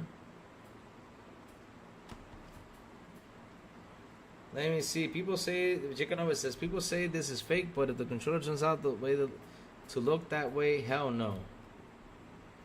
I mean, it looks like a fun controller. I mean, I don't find it like it's an ugly thing, except for that shiny blue thing. That shiny blue thing, I don't know about that shiny blue thing. What does that sound? Oh, some music is playing. Hold on. I think it's from the video. Okay, I think it's done. Wait, get away from it. Okay. Alright. Sorry about that, chat. But, yeah, it looks nice, but I've seen better. Alright, Adele says he's got a question for me. What time did Crash Bandicoot launch yesterday on Game Pass? Abdel, you're lucky my hammer's broken. My little hammer that I had, you know, that you slam it on the screen, beep, beep, beep, beep. It broke. I can't find a little whistle to it, but you're lucky that thing's broken. Because if I had it, I would have smashed my microphone right now and said, don't start with that stuff. Let me see. I just made a list in Canada for 600 USD, 1 TB, 32 gigabytes, DDR5 case, 700 PSU, a Ryzen 5 8500. Now you just need a GPU. The GPU is the problem. Oh. But like I said, okay, Rachel, you're building like a cheap PC, but $600, okay, right? But you said the GPU, 700 watt power supply. Nah, you gotta go for 1,000, buddy. You gotta go for 1,000 watts, not 700 though. You gotta go for 1,000. You gotta, with PC, you gotta go up a notch always. You can't like sit there and just sit comfortable with that, because then at the end of the day, when new stuff comes by, you're gonna have to upgrade the power supply, upgrade all the stuff. Like it happened to me. It happened to me. I mean, when I got my PC, it cost me like $4,000, and then like I got the 3080, and my power supply fried, and then I had to go buy a power supply for 1,000 watt just to power up the 3080. It's crazy. So let's see what Sanjay Martinez says about the guy. A guy came in on stream making fun of someone who didn't finish their games. Who didn't finish their game. By plays every day. They're making fun of a guy because he. But okay, I'm trying to understand, how is that finishing a game because you get the achievements? What does the achievements have to do with you finishing a game? Because for example, I know in Batman, right? In Batman, you know, the Arkham series, you gotta. In order to get the great ending, or to you gotta catch Riddler, you gotta finish all those riddles, right? To get the Batman, to get the Riddler. I understand that from Batman. I understand that for 100%. That's the bad guy you want to get. If you didn't do it, then you basically did not complete the story. But the achievements and the Batman is not evolved only in the riddles that you gotta solve. It's also stuff that you gotta do. But how is that not finishing a game? I mean, if the guy went to the game, beating it, had fun, enjoyed it, how is that not a finishing game? I mean, he got an ending. How is that not finishing a game? I seriously don't understand. Okay, serious question. I want to check out Doom Eternal DLC, but people say it's too hard. Laugh out loud. Is that true? Doom Eternal is hard completely, Abdel. Doom Eternal is not an easy game. For me, Doom Eternal is the Souls of shooting. It's a hard game. Doom Eternal is not an easy game. Why do I call it the Souls of shooting? Because you make one mistake in that game. And listen, this is why I tell people, you want to be better in first-person shooters?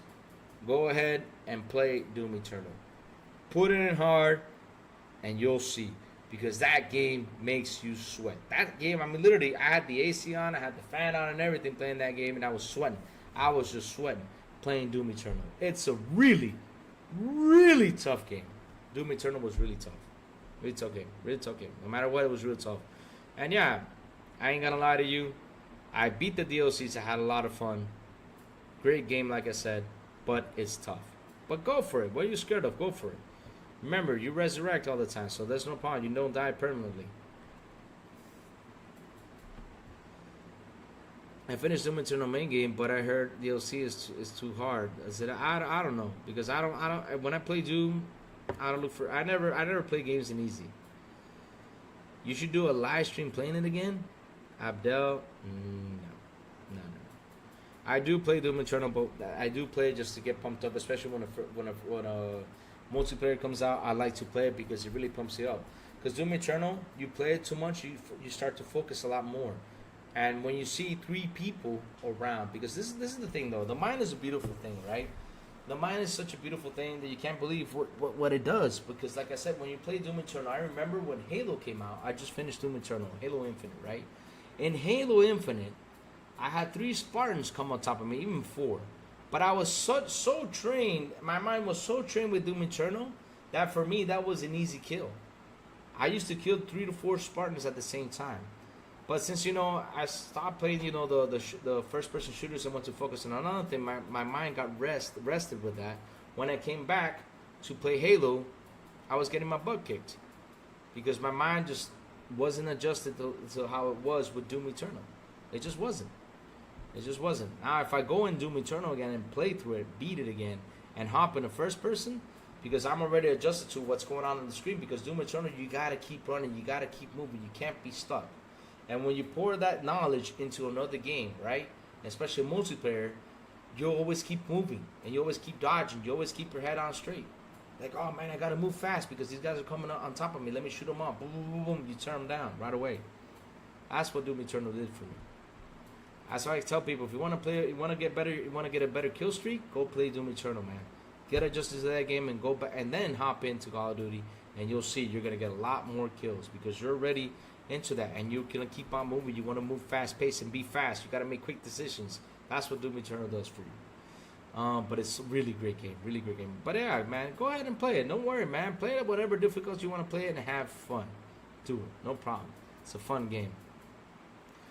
By the time you get all the achievements in one game, I finished 5 games regularly. That is true. That is true. And that's what I say, though. I don't understand what the whole idea with the achievement hunting thing is. But at the end of the day, though,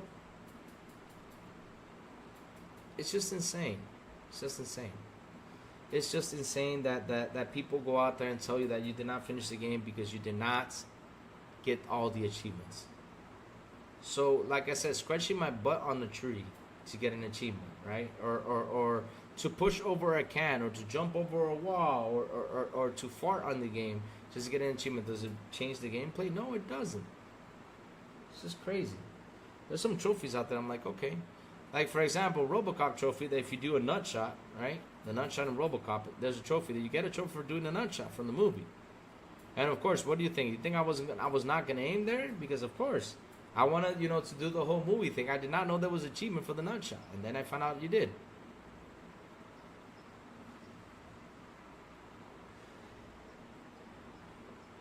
Raichi, like Pastor Joe Laugh Man, so he literally called himself Mr. Thick 6000, basically bragging he only has a thick 6. I just bought Darksiders 1 Remastered. Hope it's fun. Gotta finish Baldur's Gate 3 first. Darksiders 1. Darksiders 1. Oh my god, Darksiders. Darksiders. Great game. Darksiders is a great game. Great game. Great game, my dude. Great game. Great game. It's a great series too. And me, I have to you know what? I'm gonna go jump in and play that game. Let me install the remastered version. I'm gonna hop in back into that game. I'm gonna beat it. I gotta beat Darksiders. I gotta beat it. Fun game. I think my body's telling me after reading that, it's telling me go ahead and play Darksiders and beat that game. I gotta beat it. I gotta beat it. I got to, because here's the thing what happened with me Darksiders, right? I heard there was an armor and I had all the armor pieces. But then there was one last piece of the armor that I had to get, and I didn't get it, and there was no way to going back to get it. Ah, man, that depressed me so bad. I just said, I don't want to play the game. Just because of that one, man, I'm a complicated guy. Just because of that damn piece of the armor didn't beat the game. I should have beaten the game. I should have. But I just want to get everything to beat the game. But yes, I will hop back into it and do it.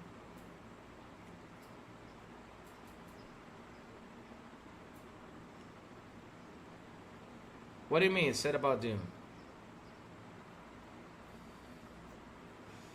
What do you mean it said about Doom, Filthwash? What do you mean? Wait, time out. You're the third person that said that about Doom. Said what about Doom? Oh, really? Nice. That's a good buy right there. That's a good buy. That's a good buy. Go ahead and get it. Go ahead and get it. Get Darksiders. Get Darksiders. Good game. Great game. Seriously, it is. Let me see what else. Yeah. That new Doom thing, just bringing the classics into the new and adding mods and everything. I'm happy that they're adding mods. Mods is such a beautiful thing. It gets people to create it and jump back into the game and do a lot more stuff. That is so cool. I'm happy they're letting people mod in games now. That is a beautiful thing. To get more people like to jump in. Oh, let me create a world. Let me sit down and do this. Spend more hours here. Let me build a world for people to enjoy. That is incredible. That is incredible that they're letting people to mod in these games. Beautiful thing that they're doing right there on Microsoft. Really happy they're doing that. Not only that, that's also going to help them get more talent, which is an awesome thing. And not only that, the funny thing is, right, that the Doom Eternal mods are basically the same things that these guys use to make the game. It's awesome. It's awesome. Gamer scores is better than platinum in my opinion. Some PS players kill themselves for those platinum trophies. That's the thing though. Why do you gotta work for this stuff, Rach? I mean, why do you gotta work for achievements and stuff like that? It's like a job. Like if I don't get the 1000%, I'm not happy. Man, shit. I jump into the game, have fun, shoot things, do what I gotta do, and that's it. I don't have to worry about achievement. Oh, I got an achievement. Okay, cool. I got another one. Okay, cool. Oh, that's cool. That's cool. But I don't stress about it. I don't stress about it. Like if I don't get the 1,000, why would I stress about it? Why? It's crazy to stress about achievements or trophies. I mean, if you get them, cool. If not, cool. I mean, if you tell me that achievements are, if I complete a game and achievements are going to give me $100 or something, then hell yeah, I'll go in there and get all the achievements. For $100 to get 1,000 achievements, I'll go right ahead and do it. I'll be playing for 1,000 all the time, 100% or whatever the number it has to be. I would be playing there if I get $100 back. Because like I said, I have to work for that, man. They better pay me. Shit. Nah, you crazy. I don't like the whole achievement hunting thing. I'm not into that. Because like I said, I grew up with Nintendo. I grew up with all this stuff. For me, just running through the game like how it was, it's just, that's what I do. I just run through the game, have fun. If it got side quests, I'll do the side quests. If it's got a bunch of stuff I can do, I would just do it. If it's got an armor I gotta go grab that I really like, I'll go get the armor. That's all I'm doing. I'm not gonna go nuts about it. Getting 1,000 achievement, like for example, go scratch a button on a tree. Or climb up this tree, you get 25 in achievements. No, doesn't work for me. But Phil, what do you mean like the third person that said that about you? What do you mean by that, buddy?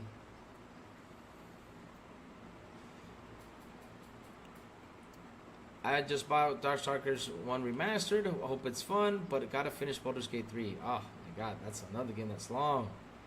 Another long game. Vicky Bengali, good morning to you. How you doing, Vicky? How you doing? Hope you're having a beautiful and awesome day. Man, let's see now. I really never true. Let me see 500 gamer score. I want to play. I get more than 500 gamer score in my games. I want to play many other games. That's the truth. I mean, at the end of the day, I mean, if you're gonna stay stuck to this idea now, if you're a person that only plays 1, 2, 3, or 4 or 5 games a year, right, then go for it. Go get your trophies. I mean, that's all you're gonna be buying or anything. Go for it. I mean, that's another experience. Like I said, there's nothing wrong with getting achievements, but telling somebody that you did not finish the game because you did not get 1,000 the game on achievements or 1,000 on platinum. I mean, seriously, there's just some debates I just don't understand why people got to go in through those debates. I just don't. So, real quick, but like I was saying with Destiny, right?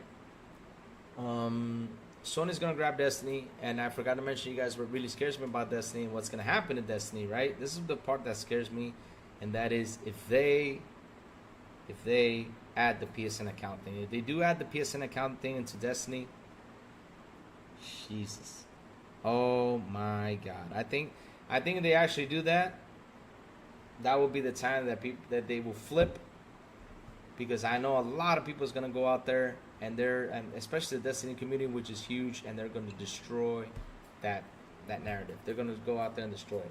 They will, especially with all the money they have already invested in. Because Destiny, you gotta invest a lot of money into it. You got to. And if they put that out there, if they do, that's the part that scares me. I'm gonna say that day, I'm telling you, I'm gonna go to a supermarket. This is what Crazy Lou's gonna do. If that day that comes and happens, and it happens, I'm not saying it will, but if it does happen, that day I will go to a supermarket. I will seriously buy 10 boxes of popcorn, and I will be making popcorn all day. Just sit there and just watch social media. Just eating my popcorn. After I get full of popcorn, I wait a while, make another batch of popcorn, and just keep eating popcorn. Because, man, that day, all I know is social media is going to blow the fuck up. Remember, you can download Mafia 1 via your phone, play it on Game Pass August 13. Oh, that's awesome. That's awesome. Yes, Mafia 1 is coming to Game Pass. Another awesome game coming to Game Pass. Man, new Doom in Game Pass is awesome. Yes, Roberto C. I love the new Doom game. I already bought it. It came into Game Pass and I bought it. I spent my $10 for that game. That's how much of a sucker I am for Doom. I mean, if I gotta spend $1,000 for Doom, I will spend $1,000 for Doom. Seriously. The gaming Doom chair is the one I'm aiming for. I can't wait to get that. I got a new one right here. But this sucker, down the road, I'm gonna sell it and I'm gonna buy the Doom chair. I will. Remember, you can pre-download Mafia 1, your phone. Okay, and let me see what else is out here. But yes, that's what scares me about Destiny. If they add that, I'm gonna go buy some popcorn.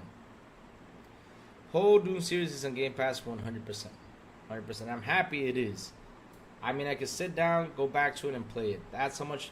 And this is my go-to game. I'm not kidding you. I mean, sometimes when I'm in a podcast, you know, some shows like, you know, some that's taking real long or something, and you know, I'm starting I'm starting to feel tired from sitting in the chair. I turn on the Doom 2 game and I keep playing. I have beaten that game this year like probably 6 or 7 times. I have 82 days on Halo 5 and only have 350 gamer score. See, there you go. So I understand why they go on with this narrative. It's just crazy. Sanchez Martinez Gaming, I'm sorry that you had to deal with that. And the next time, you know, people say that, don't take it too hard. Just keep on going, just ignore them, because it's just a waste of time to debate with people that are closed-minded like that. That's the thing. I understand why they gotta be so close-minded. Why do they have to? I don't understand why. I don't understand why. But what can we do? What can we do?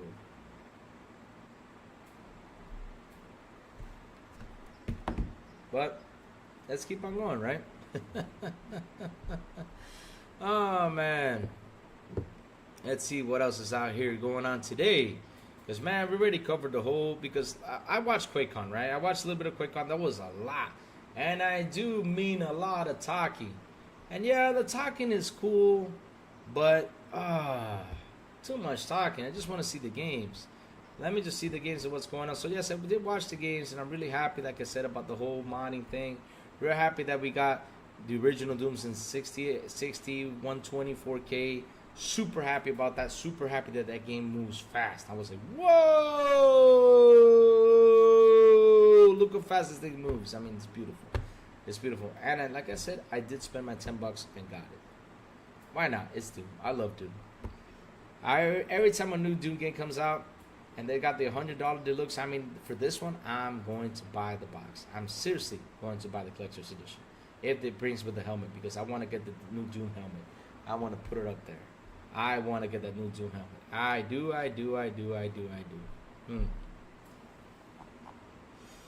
Yeah. What else is going out there, chat? Because I mean, I think I ran out of stuff to talk about. Anything you guys want to talk about? I mean, I got 20 more minutes. Let's see now. What's going on out there on Twitter? Let's see what's going on out there. Oh my God, cutscenes at Fleet. Of Call of Duty. Why is there everything is leaking now? I don't understand why they're doing that. Why are they doing that? Why are they doing that? Now they're leaking the cutscenes. Man, they really want to find a way to ruin the Call of Duty experience. They really do. But here's what's funny about this, though, guys. Here's what's funny about this. That at the end of the day, though, even though they're trying to ruin the experience, not everyone plays the damn campaign. They'll get to it, but not everyone plays it. So, yeah. They're trying to find a way just to ruin the whole Call of Duty experience. I don't understand why they're trying to do that. That's just crazy. That is just crazy. That is just crazy they're trying to do that.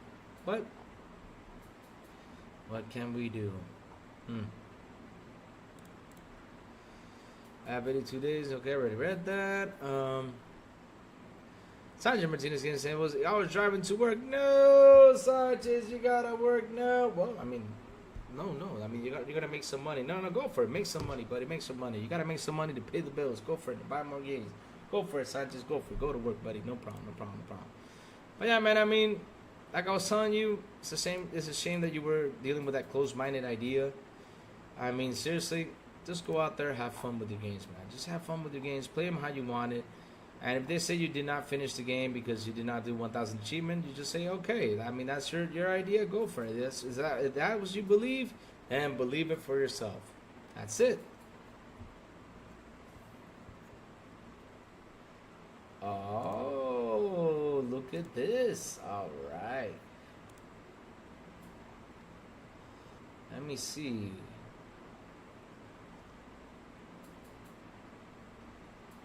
Oh, look at this. Xbox news for Korea. Oh, this. Let me see if this is actually true. I gotta dig into this. But this sounds interesting that they hired someone, right? FYI, 4 months ago, Team Xbox hired a production partner manager to bring games from publishers and developers based in Korea and China to Xbox ecosystem.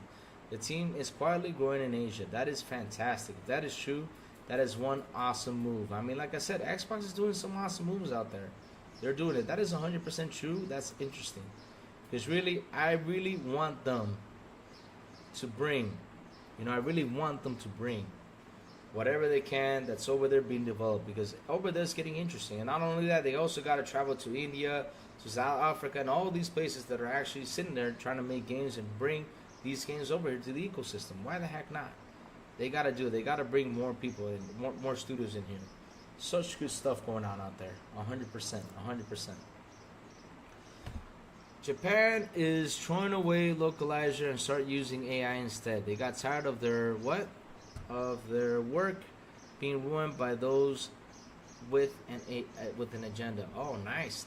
See, like I said, technology is changing things and doing wonders. No wonder the gaming generation right now is evolving. No wonder Microsoft is evolving. We're seeing that they're evolving and trying to get things out there just for people, to have access to to games. That's what we do. We play games.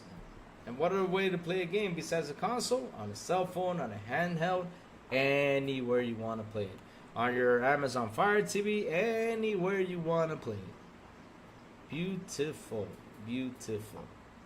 Love that idea. Love it. Let me see.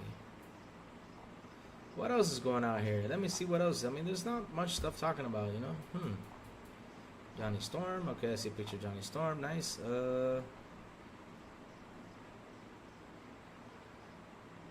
Let me see. GTA 6 won't be on a subscription service on day one because Take-Two's decisions are rational, says CEO.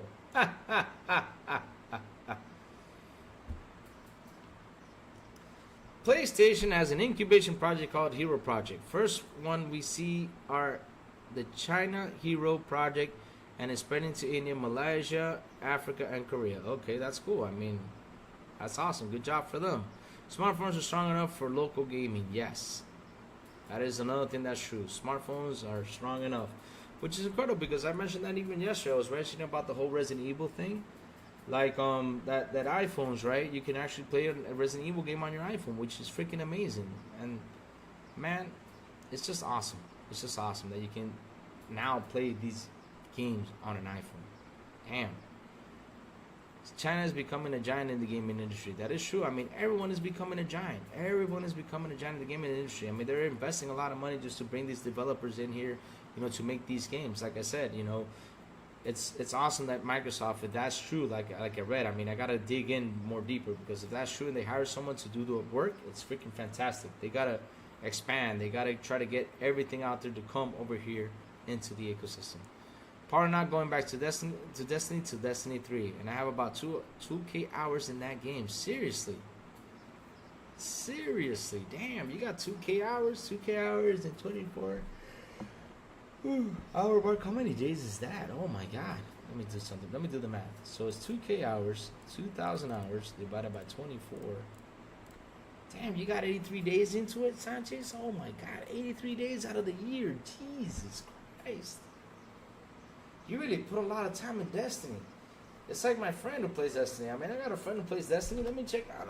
I need to check how long he's been playing it, but he's been playing for a long, long time. He's a huge Destiny fan. Huge Destiny fan. That man poured a lot of hours into it. Let me see. Meanwhile, Doubtful Limited usually playing Resident Evil 4 since 2015.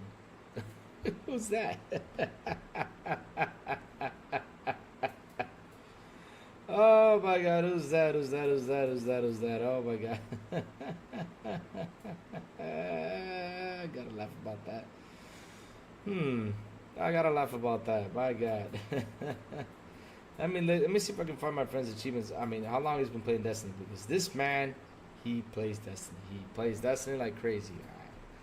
And he plays it just on Xbox. So I want to check out how much time he has put into it.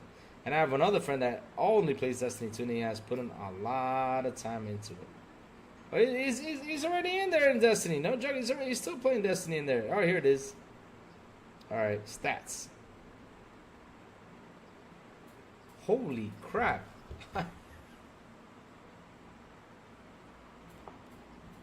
And this man is my best friend. He has 287 days, 16 hours, and 18 minutes in Destiny. This man has 287 days, 16 hours, and 18 minutes in Destiny.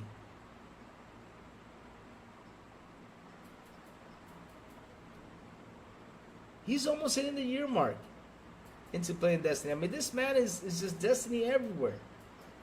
Oh my God.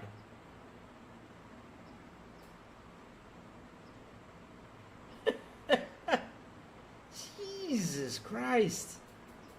287 days just in Destiny. Nah. That's too much. Let me find my other friend. Let me see if he's on here. Oh, he was online 11 days ago. Let me see achievements. Okay, he was playing Destiny 2. Let me see how many days this guy is another Destiny player. He has 186 days. I told you. I mean, my God. 200. Jesus, man. That's a lot of hours poured into Destiny. 287 days? Holy smokes. I mean, Destiny should give him a prize for that. Man, I think it's the longest Destiny player. I mean, let me go for Google. Who is the longest Destiny player? Let me see. That's not even on there, but that's a record, though, guys. I mean, to spend 287 days in a game, that's a record. That is a freaking record. Oh, my God.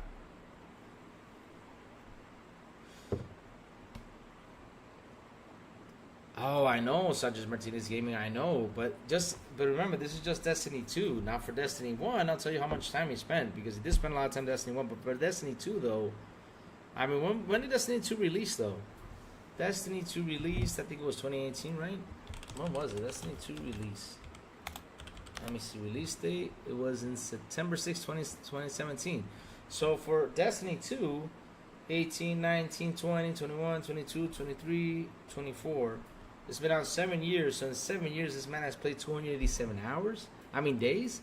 Holy smokes, that's a long time. That is a long, long, long time.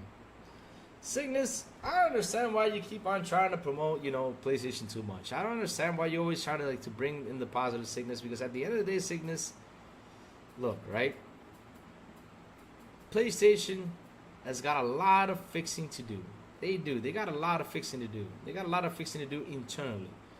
Because the way things are going over there, I'm scared for them. And like I told you yesterday, you're the main reason why it's not doing better. You're the main reason why, like, for example, you guys lose 50% of the the extra and the premium of the PlayStation user base. I mean, damn, you're the reason why, because you guys don't go out there and face the company and say, hey, guys, start to get better. Because I don't understand, why don't you all do it? You are the guys who never told Sony, hey, why are you guys charging us $10 just to get an upgrade? Which you guys know from the heart is not worth paying those $10. You just pay for it because you want to see the upgrade. And the upgrade is just basically for the controller. Because graphically, okay, it looks a little bit more nicer, but damn. $10 when your competitor out there like Xbox is giving it to you for free. I mean, you all gotta know that you all gotta go out there and fight for that. If they survive PS3, there's no biggie. Yes, it is a biggie, Cygnus, because look, man, it is a biggie because you got inflation, you got a lot of stuff going on. You got a lot of stuff going on. You got this company evolving.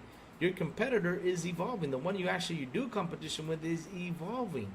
And you trying to stick to the idea, getting media to try to defend your idea is just not working anymore. Because at the end of the day, like I said, these numbers came out. A lot of people came out to talk about the numbers. But basically, we all didn't care for that, for what they had to say. We all didn't. We talked about it because why the heck not? We got to talk about it. But caring for what they said, like, oh my God, we believe it? No. We just heard them like, okay, cool. You say that, cool. That's your thing. But at the end of the day, you guys still talk to that VHS mindset? Damn. I mean, still stuck to that idea. Even yesterday on Sony's thing, they never even mentioned hardware. They were talking about, the monthly active users and the things, and the services and games and services. They were even talking about that because Sony is actually switching to that strategy now. Because they know that the money is in there. And how do they know that? Because you got a $1 trillion company doing that. And why not follow the steps of a $1 trillion company which is successful? Why not follow those steps? Why not? Why not follow it? They're successful. They're about to shut down the PS. No, they were not about to shut down. They were not about to shut down. They were not about to shut down. No, they were not about to shut down. They were in trouble, but they were not about to shut down. They were not about to shut down. The PS4 came in, and literally saved the company. It saved the company. Sean Layden did an awesome job with the PS4. Hands down, he really did an awesome job. I got to give him props at least for that. He did an awesome job with it.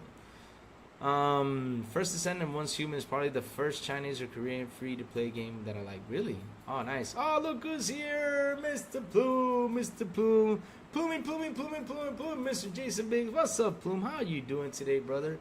Good morning to you, sir. Good morning, man. Plume in the house. Woohoo! But yeah, I mean, like I said, though, you try to go out there and try to promote PlayStation that's doing great stuff. But man, you guys don't go out there and complain on what's the negative side of it. You all gotta go out there and complain about that. Go for it. I wish you can go out there and complain and stop loving too much the damn company. Stop loving it too much. Have them get better. Keep telling you, I'll have them get better. You gotta do that. You gotta go out there and help them get better. Because if you guys stick to the whole idea that they're actually doing good, even analysts came out and said that these numbers, you might find them great, but they're not good as PlayStation says. They're not good, man. They're not good. We ain't stupid. We see it.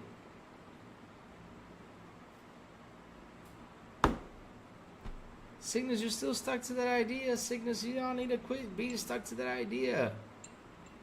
I mean, like you said, you wanted Batman to be just on PlayStation. I mean, if they actually do that, I'm going to feel bad for Batman. Shit.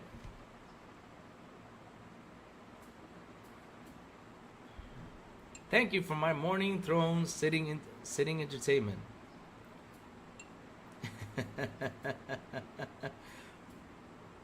Yes, I saw that, Jacob Novik. Avoid. I saw that this morning. I saw that right now. I talked about it for a little bit.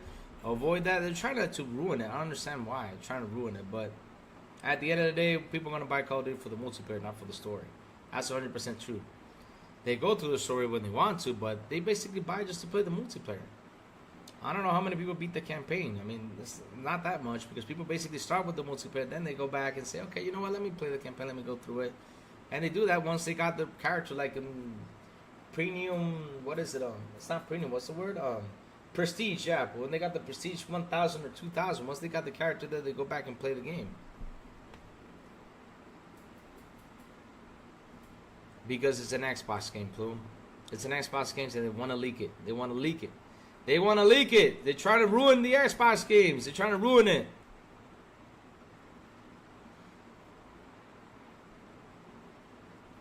Okay, if you believe that, Cygnus, go ahead. I don't believe that either. Cygnus, I'm sorry, I just don't believe that.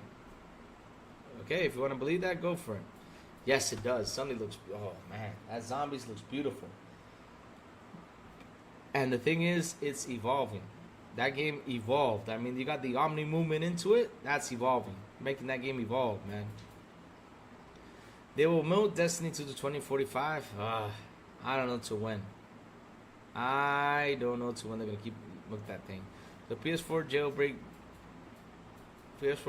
leaked Black Ops 6. Yeah, I know. They leaked it. I know. Let's call them a-holes. I know. But what can we do, man? What can we do? It just happens.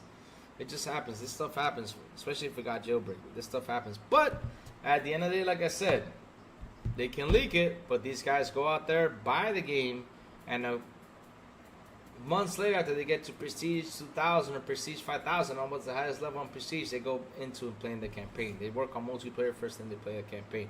I play the campaign first, then the multiplayer. That's how I am. My PS4 is on System 11.0. I could jailbreak it to play it. Yeah, Rachel, but if you're going to play it, don't come around here and give me spoilers because I will sit on your head. No, I'm just kidding. I don't mind spoilers, but don't give spoilers to the chat, you know. Just don't ruin the gaming experience to the chat.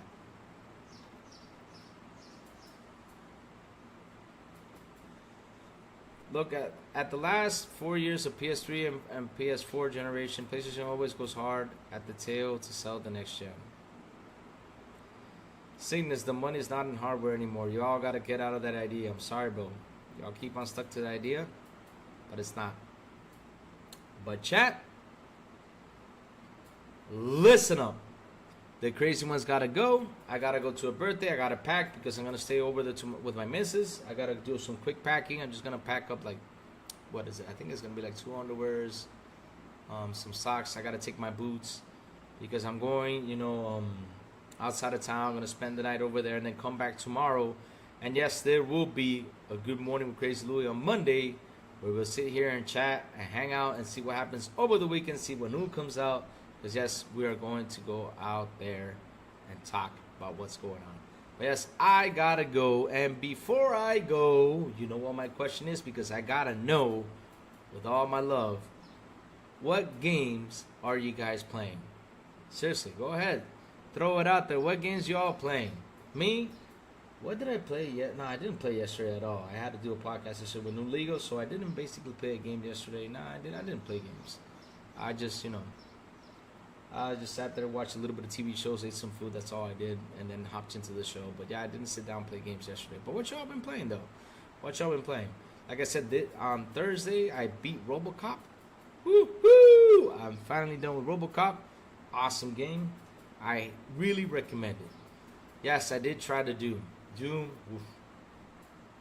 Yes, Doom.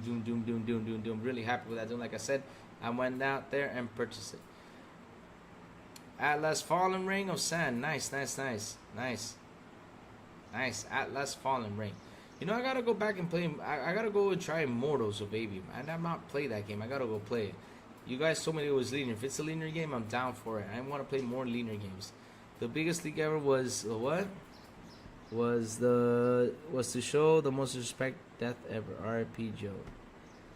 Oh, you're talking about Last of Us.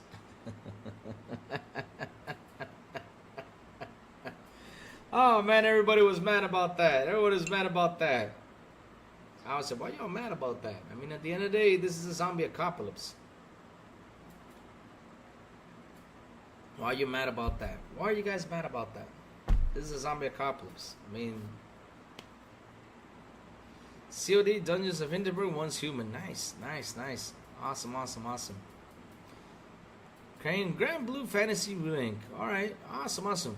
Grand Blue Fantasy. Never heard of that game. Let me see what's that about. Grand Blue Fantasy. Here it is. Okay, let me see what that game is about. Oh, nice. Nice. Grand Blue Fantasy Relink on Steam. Let me see, where's it released? Action, okay. PlayStation 5, PlayStation 4, GeForce Now, Microsoft Windows. Okay. Some Windows. Alright, cool. Let me see what that's about. What's that game about? See, this is why I like asking questions, because at the end of the day I know who is playing Grand League, what games are the players I can watch and say, oh man, this is interesting, let me go play. Alright, hey, it's a cool little slasher game. Awesome. It's got dragons, it's anime, okay. That looks pretty cool. Hell yeah. There you go. Looks like a fun game. Looks like a fun game. I should try it out later on down the road. Yes, Abby is the best. Abby is the best. I love Abby. I love Abby. The thing is though, Rachie. Rachie. Here's what happened with that story. Before I go, I'll explain that real quick. Here's what happened with that story, Rachie. Here's what happened with that story. And I said this. That Sony made a mistake to make that second game like that. They really made a mistake like that. I'll tell you why. Last of Us 2 should have been about Abby. Just Abby. Just the story of Abby. Because when you were playing Last of Us 1, right? We went through Abby, but pretty much you went like to what's main about Abby. What the main things happened with Abby, you went through the main stuff that happened with Abby. Right? But if they would have done The Last of Us 2 just about Abby, and then we see what happens to Abby's father at the end, right? Like how Joel killed her father and everything. We see that, right? Then you'll be like, oh shit. Oh shit. I mean, you would have been like with your mouth open. And then for part 3, with Joel's death, you would have been like, oh man. Let me see this. Oh man, let me see this. Because now, or either pick Abby or either pick Ellie. I mean, that's would have been with part 3. Who am I going to team up with? Because, man, I love Abby. Oh, man, I love Ellie. I mean, shit, that they would have done that. Instead of, like, already Abby goes in and kills Joel from the beginning, which really made her, like, a pissed off. People were mad by playing her. But instead, if they would have done a part 2 just Abby, where you fall in love with Abby, right? You fall in love, and then, like, you connect to Joel and Ellie's story. You're like, oh, no. What the fuck? And then the third one, you have to choose which side you want to play with. Oh man, that would have been an incredible trilogy right there. A great story to tell. But that's the thing I didn't understand. Like for the second one, right? They went in there and they were like, okay, let's just kill Joel. Let's focus the game between Abby and Ellie. Let's do it like a T-1000 Terminator thing out of nowhere. But why did you have to do it like that? No. Why did they have to do it like that? That's the part I just did not understand. But what can we do? Like I said, it would have been a better idea if they would have just done the show. I mean, not the show, the game. Last of Us 2 would have been about Abby, the story of Abby, right? And then build it up to that conclusion that happened in part 2. You would have been like, oh man, I root for Abby. Oh man, I root for Ellie. You did not get the chance to fall in love with Abby. And for me, Abby is a way more cooler character than Ellie. But here's the thing, though, and why didn't I get mad that Joel died? Why wasn't I the guy that was like, man, I'm pissed that Joel died? I'll tell you why. This is zombie apocalypse. In zombie apocalypse, right, you might find a good group of people, but at the end of the day, you're a survival. And to survive, things happen. Things happen. Terrible things happen. Sometimes you might kill the nicest person out there. Things happen. Things happen. I remember that I read once an article, like, who is, like, the most evil people in Walking Dead? Like, the most evil bad guys. And you know who number 1 was? Number 1 was, oh my God, what's the guy's name?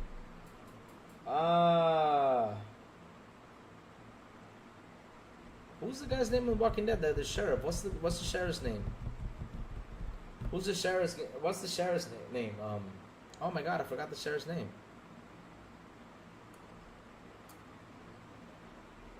But that was number 1 on the list. That was number 1 on the list. The guy who's in The Walking Dead, what's his name? Is it Rick? Oh yeah, it's Rick. Rick in The Walking Dead was actually number 1. Because no matter what, I mean, like I said, you're in a survival apocalypse. I mean, Woody? No, that's not Woody, it's Rick. It's Rick. Rick was number 1 because what I read about it, I mean, Rick could go crazy. Rick could have done some crazy stuff out there. But basically, you know, like I said, the story was focused on Rick. But this is Rick surviving with his team of people. Does it make him a good guy? No, he's a survivor. But out there in a zombie apocalypse, everybody's a survivor. When you watch Mad Max, he's a survivor. Mad Max is a survivor out there. When you watch all this stuff, all these guys are survivors. Sometimes you might not agree when they kill someone, like, oh man, why do you have to kill him? But they're survivors, and they have different ways of thinking. Not everybody's nice, not everybody's good out there because you gotta survive. And that's why Rick, when he got people in there, he was always hard on trusting them at the end of the day. There was only a few, 2 or 3 that stuck to him a long time, but still he was hard on trusting them. It was a tough thing. It's a tough thing. So yeah, like I said, this whole zombie apocalypse thing with Joel dying, I didn't get mad. I was like, oh, Joel is dead, okay, but wait, he killed Abby's father in order to save Ellie. I mean, let me tell you all something, right? There's a cure for the virus. There's a cure for the virus, and no matter how much you talk to the guy, we gotta go out there and try to find the cure, right? Oh yeah, that one's great.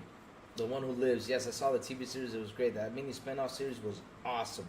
It was awesome. I loved it. But look at this, right, Sonis? You saw how people were living there. You saw how people were living there. And Rick considered them like the biggest enemy, the biggest threat, and they were surviving. People were actually living there peacefully. They were tearing down zombies. They were eating food. They were living there peacefully, basically. It wasn't like a bad thing. But for Rick, they thought that they would go out there and just kill everyone, because it's like I said, it's just surviving. Survival mode. It's crazy. It's crazy. I don't agree with killing other human beings, but you're in a zombie apocalypse. Things like that happen. But for me, for example, if my father was trying to find a cure, he's a doctor or anything, and you get this man, go in there and go ahead and kill him, right? Go in there and go ahead and kill him just to save a person. And I saw that. What do you think is going to happen? I mean, I'm going to grab my machete and I'm going to go after him. I don't give a damn. I mean, he killed my papa. My papa was the nicest man in the world. He treated me with love and care. Shit.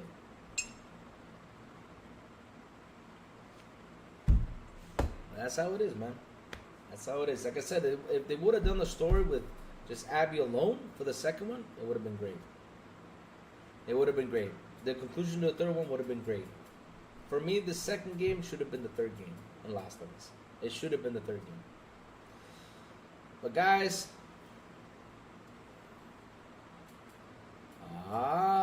you did. Maurice, you did not tell me about this, Maurice, or did you? I think you did. I don't remember, but actually, Maurice, you gotta tell me that story later on down the road. Yeah, NGL, I never was mad at Last of Us 2 story. No, I couldn't be mad. It was a great story. But for me, it would have been better if it was part 3 and they just would have done the Abby story in part 2. Get away from Ellie and just do the Abby.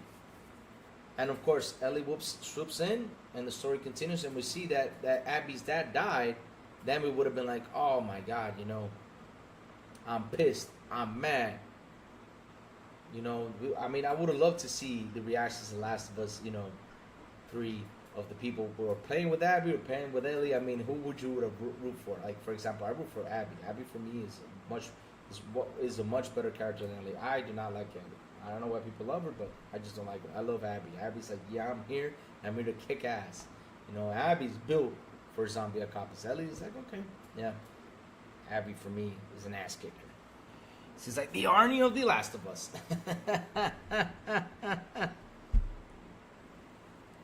Yeah, it might have. Yeah. Oh my God, Rachie wants to kill Ellie. No, Rachie, don't be saying that, Rachie. Listen, Rachie, don't be saying that. People are gonna get mad. Don't be saying that. She lost fingers, man. Don't be saying that too much. Oh no. We're gonna get a lot of hate for that, Rachie. He wants Ellie to die in the next game. Damn, Rachie, damn. Why'd you gotta? No, Rachie, no.